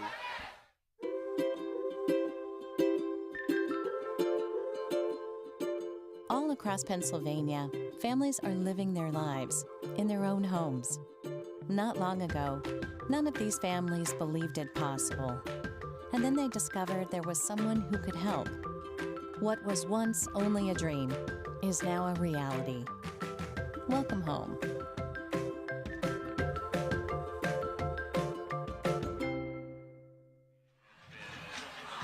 And welcome back. And 4, you had a big point to make here. Yeah, it's 4th and 4 for Cumberland Valley. It's sort of no man's land. You don't really want to punt. 2 outs, too far for a field goal. You don't want to turn the ball over and give up a big return. Interception, return, fumble return. So whatever you do, protect the football. I'm looking for some kind of what you were saying earlier. Get signs on the edge, okay, and let him keep it. If he doesn't get the first down, tell him, don't worry about it. Tuck the ball, protect it, let our defense on the field, make him go 70. Stay in bounds. Yep. Well, no, stay in bounds doesn't matter because it's 4th down. Going to switch over anyway, yeah. So here you go. Let's see what Cumberland Valley has up their sleeves here. Coach Oswald with his play. So here's Signs. He may just keep it himself. Nope. And we got a whistle down there. Timeout, Cumberland Valley. So timeout for Cumberland Valley. So 3:44 to go, 1 second off the clock. Let's keep it right here. So guys, you know, you talk about Central right now, and they're down by 9 here. Things look kind of bleak, but there's still hope. 3:45 to go. What's your take on where they've come through the second half here? I mean, they've really done a nice comeback. They haven't cashed in all the points that maybe they could have. Well, like we talked about at halftime, it's really, really hard to come out in the second half when you have just had such a phenomenal first half. You don't want to make – you're almost playing too cautiously where you don't want to make mistakes. Right. You know, you're not throwing the post routes down the middle that you're completing earlier in the half. You don't want to throw a flat route that might get picked off. So as a coach, you sometimes become overly conservative even. And Central has stepped up, and they've started clogging things up in the middle. So here we go now. Cumberland Valley with the ball. 4th and 4. Here comes pressure. I think Signs keeps it the whole way. Signs faked it right there, almost down to the first down yardage. Didn't get it. Got a little fancier than I thought he would do, waving that ball out there just for a second, but nevertheless, they kept control and got it down inside the 30-yard line where Central will get a final gasp here. If you're down 8, you want to do more there maybe. Maybe try to be more, but you don't worry about that. You're down 9, you're up 9 right now. So being up 9, play defense, don't give up a big play. You come out of here with the W if you're Cumberland Valley. For our PCN audience with us, the PIA High School State Championships return to PCN this fall, and the football championships will be at a place called Chapman Field at Cumberland Valley, named after Fort Chapman Sr. If you're Central York, you got to score quickly within a minute and a half here. Yep. And there's your pass. They had Thaddeus saw, but he wasn't turned around again, so looking a little ragged right here in the last 2 pass attempts. Should you score if you're Central York? A touchdown. You're going to just you're still need another score, so you're going to almost definitely have to kick the onside kick because you only have 1 timeout left, unless you score in the next 30 seconds. And Cumberland Valley is going to try to keep everything in front of them. Absolutely. They're definitely playing a little deeper than what they were most of the game. No doubt. Central, 2nd down 10, 29-yard line. Need a big pass here. Last 2 times they've thrown, the receiver wasn't really ready to catch it. I think they're running. There we go. Crossing routes. Wheel route out of the backfield. Oh, and a good catch there. Great catch down the near sideline. Did he hold on to it? Yes, he did. Got to play the ball. I was just going to say it, Bill. You took the words right out of my mouth. Niger DeWitt catches down the near sideline, and all of a sudden, Central's setting up shop again. 3:25 to go. Ball into Cumberland Valley territory, down to the 40-yard line. That was a sophomore DB, Green. He's got to play that ball. Even if you go up and interfere, you give up 15 yards and not what you had there. Here's Still. 1 man in the backfield with him. Still. Screen, middle screen. Over the middle, he's got his man right there. To inside the 30, as he caught his man Ethan Carlos again for another catch. This is what what you need. Screen. It's what you need. Central York's got to score quickly. They're doing exactly what the doctor ordered here. So we get the clock set. First down set, 3:18 to go. Jerry Yonchek football team is not going to give up. So a timeout called for the moment by the official. They're saying it's a first down, I believe. They want the chains moved for a first down. The chains aren't moved. So they stopped the clock to set the chains, and the chains stayed there. And they're still holding the chains and not moving them. So I'm not sure what they're looking for here. First down, they're still not moving the chains. The referees are asking them to move the chains. I was going to say, maybe these guys are going on strike. I'm not sure. Yeah, here they go. They're moving the chains. So now the chain's getting set. Still 3:17 now. You actually lost a second in that whole exchange. Still, right across the middle again. Got a man open. Penalty, which is going to be probably not enough guys in the line of scrimmage. They're going to, it would almost have to be because it can't be offsides or they'd have blown it dead on defense in high school. Flag thrown down around the 34-yard line. Let's. He'll act like a traveling in basketball. Legal procedure, not enough men on the line. Let's see what he says here. It's got to be it. Yep, 6 men on the line of scrimmage. So we walk it back up here again, 5 yards. Slowing down the momentum again. 3:11 to go now. That's a killer. Got to line up right. First down, still 10. Make that 15. Still. Up, has he go? He's got him. He's got his man, end zone. Could not pull it in. He had his man downfield. Ethan Carlos again just couldn't hang on to it. If you're Pines for Cumberland Valley, number 2, Caden Pines, you don't want to bite on any hitch. They throw the hitch, come up and make the tackle. You can't allow the big play with 3 minutes to go in this football game, up 9. I'm nervous. I'm not going to talk much the rest of the game. So 3:05 to go. No quit in the Panthers. Second down, 15. Man under 2 deep. Here's Still. Looking for his man. He's going to get got brought down. And is he going to call a face mask? I think he got him on the shoulder pad and grabbed the jersey. Wow. That's what I thought. But they are calling a. We'll see the replay here. You got a break right here if you're Central.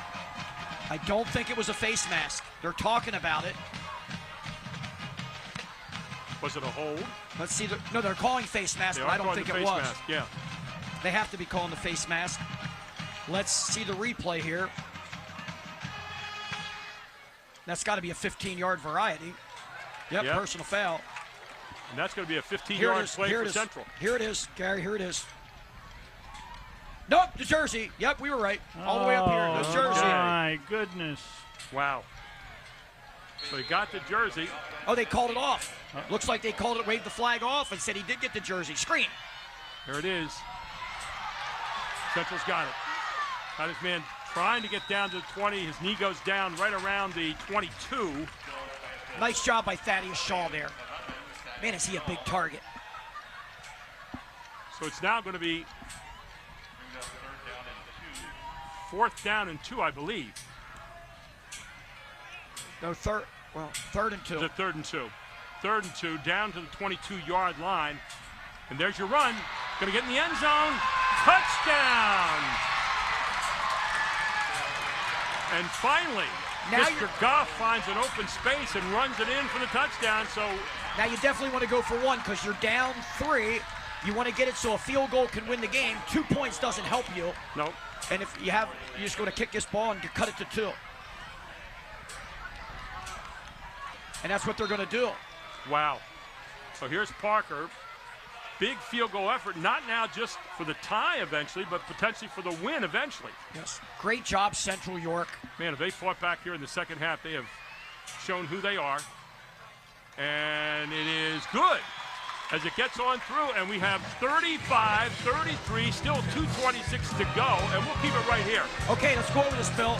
What do? You have 1 timeout left, 2:26. Are you going to go for the onside kick or kick it deep? I think you have to onside kick here. I totally agree.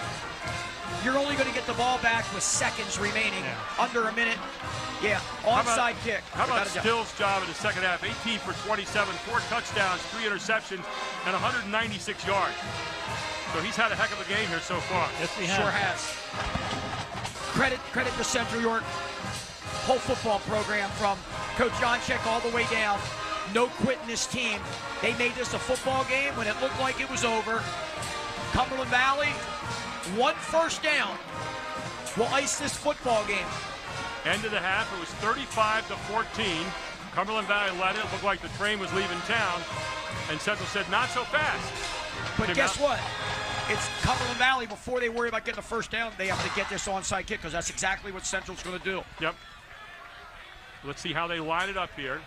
So, got all your good hands people up front there on the line if you're Cumberland Valley. Let's assume Cumberland Valley recovers this onside kick. It looks like they could probably take it down to a minute at least. All right. There you got the coverage, and that's what you wanted. So the first play, Jonchek will call timeout right after the first play. That's right. So it'll be around 2:20. 2:20.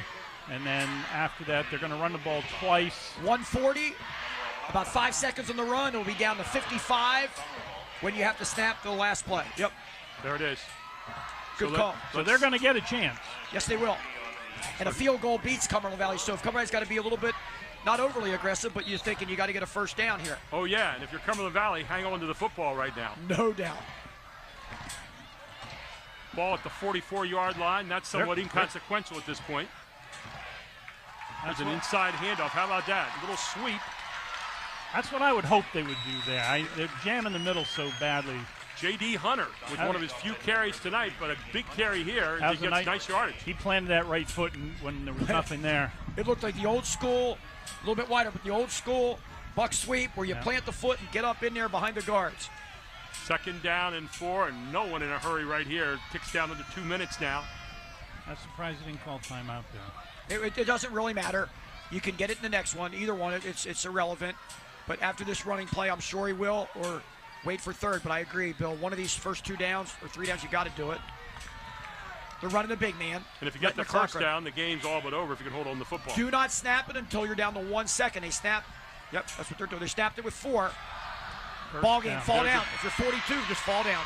Yep, and they gave it to the big guy, and why not? That's a fitting one. As Starretts with another run down the gut, and that pretty much is going to salt this one away. Ticks down to 128. They'll set the chains. We get our Capital Blue Cross postgame report coming up, including the Hoffman Ford player of the game. We've decided on that. Capital Region Insurance Agency player of the game, and the Hoffman Ford player of the game. We'll talk about that all here on Fox 43.2. So they used their last time out. They can't get the ball back unless Cumberland Valley moves up somehow. Yeah, you just got to take a knee. This is a take a knee ball game. Don't forget our PCN audience watching out there tonight. The game of the week continues next week with live coverage of the Loyal Sock versus Southern Columbia game. Watch it all on cable, on PCN, or stream with PCN Select. The beauty of this football game, win or lose, both programs saw a lot of bright side and positive things, and it's the non-conference game. Plenty of time left. Both teams have a good chance to make the playoffs, and they just got to work through this, learn from it, and just better themselves throughout the rest of the season. So it's knee-taking time. If you're Mr. Signs, you played yourself a whale of a game here tonight, and now you just let that clock tick on down. And a great point that you make there, because you know, it's early in the season. Both teams are working. Both teams have new identities. But I'll tell you what, you love a lot of what you saw from both these teams tonight. First half, second half, tale of 2 cities. Yeah, absolutely. I thought this was a bigger game for Cumberland Valley because of the schedule they have to play once they get up to the Commonwealth. They've got, you know, to be 2-0 now is a big deal as opposed to 1-1. And they got to go to Springford next week. Another out-of-conference game, obviously. To Central's got to head to District Hempfield 1 for a tough game also. Oh, so yeah. So both teams, and you know, that's why these teams are where they are right now. They're playing good programs. They're out there playing other conferences. Bill, back when you were the head football coach at Redland, if I'd have said you're going to see in 2022 teams go to shotgun to take a knee in high school, you'd have looked at me like I was crazy. I was going to ask you the same thing. I was going to say, no, if you never practice going under center, which obviously they must not much, then totally you can't do it now. That's right. And that is just about going to be able to be ticked down. The two teams walking off, starting to go to shake hands. But 35-33, the first loss regular season for Central since 2019, and a game. Cumberland Valley team came in here tonight, took it to Central in the first half, and then hung on desperately in the second half as Central made the charge. But 35-33, and that is it. We're going to take a break. We're going to come back with our Capital Blue Cross post-game report, including our Hoffman Ford player of the game, our Capital Region Insurance Agency player of the game, and we'll talk about that Hoffman Ford player of the game because he played a whale of a game tonight, all here on Fox 43.2. Back right after this.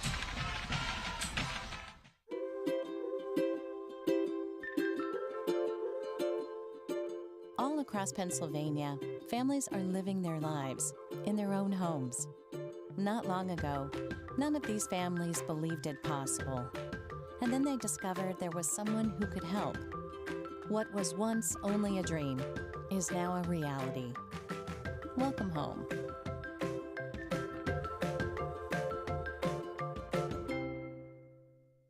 The Jet Giambavo family of dealerships. 9 great franchises in 5 locations. Buick GMC, Hyundai, Genesis of York, Stettler Dodge Chrysler Jeep Ram, Giambavo Hyundai of Hanover, and our newest dealership, Jack Giambavo Mazda. The Giambavo family of dealerships. Over 30 million in new and pre-owned inventory. With a reputation for quality service after the sale, Giambavo is proud to serve your community. Find out why. The Jack Giambavo family of dealerships. 5 great locations. Online at giambavo.com.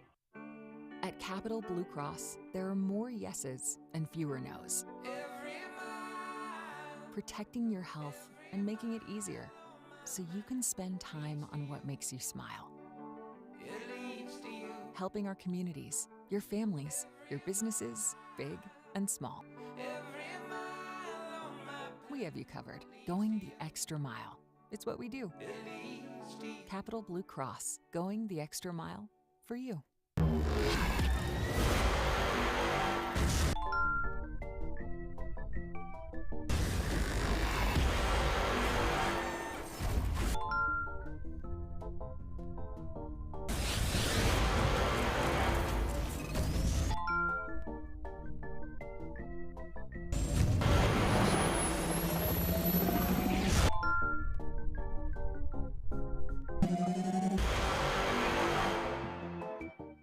If you're looking for a quality used vehicle at a great price, Hoffman has it.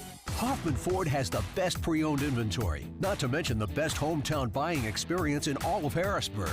With our market-driven pricing, you can be sure you're always getting the best deal. Plus, we'll give you top dollar for your trade. And you know who's got Harrisburg's best deals? Hoffman has it. Hoffman Ford, Colonial Park. Hoffman Ford, just what you're looking for. Hoffman has it. We wake up with the sun. We live in a place we're proud to call home. For us, it's knowing that those we help are neighbors, friends, family. As the leader in providing the best orthopedic care for our community, we come together to do our part.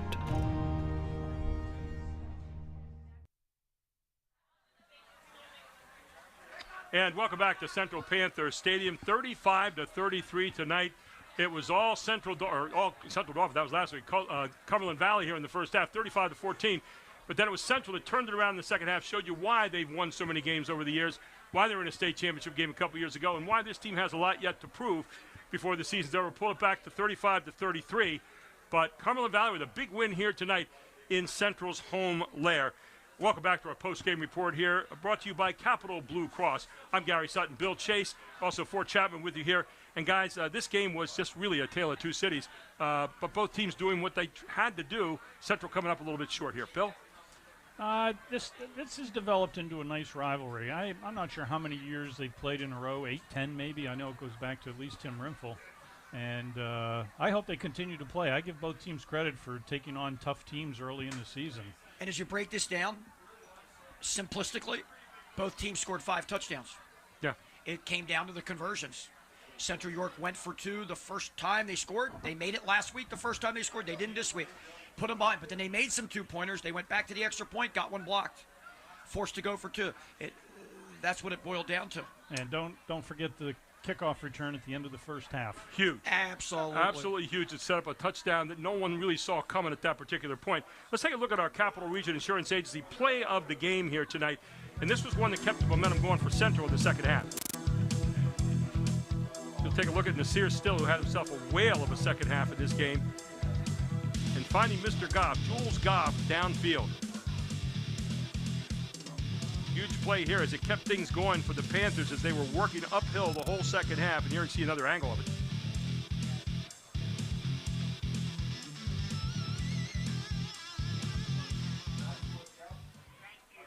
Well executed play right there. Well, you just look at that and just a great job. And you look here for Central. Just coming up a little bit short. As you said, not able to convert the 2 points. Maybe they started chasing points a little early. I don't know. But they were in such a hole that it seemed like they had to do something there, right? Now, Nasir still played a really, really solid game. He's not a game manager. He's a star. Here are your final stats tonight. Cumberland Valley 35-33 over Central. That's a big stat, but 16 first downs for Cumberland Valley, 22 for Central. They were way down in the first half. 248 yards rushing for Cumberland Valley, 143 yards for Central, 106 yards passing for Cumberland Valley, 251 for Central, coming mostly in the second half, obviously. And in the total yards, Central having the best of it by 40, 394 to 354, but 3 turnovers to none for Cumberland Valley. That's certainly a big number here tonight as well. And that brings us to our Hoffman Ford player of the game, a guy who was not only a great manager tonight, great runner, an excellent passer. We're talking about Isaac Sines, number 7 for Cumberland Valley. What a show he put on tonight in the first half, Bill. And he came in and played some corner in the second half. Yeah, he's the real deal. Not going to be flashy with his passing, but he can put it on the money when he needs to. And we said he has to do it. We know we were going to get it from his feet, and he actually really excelled with running the football.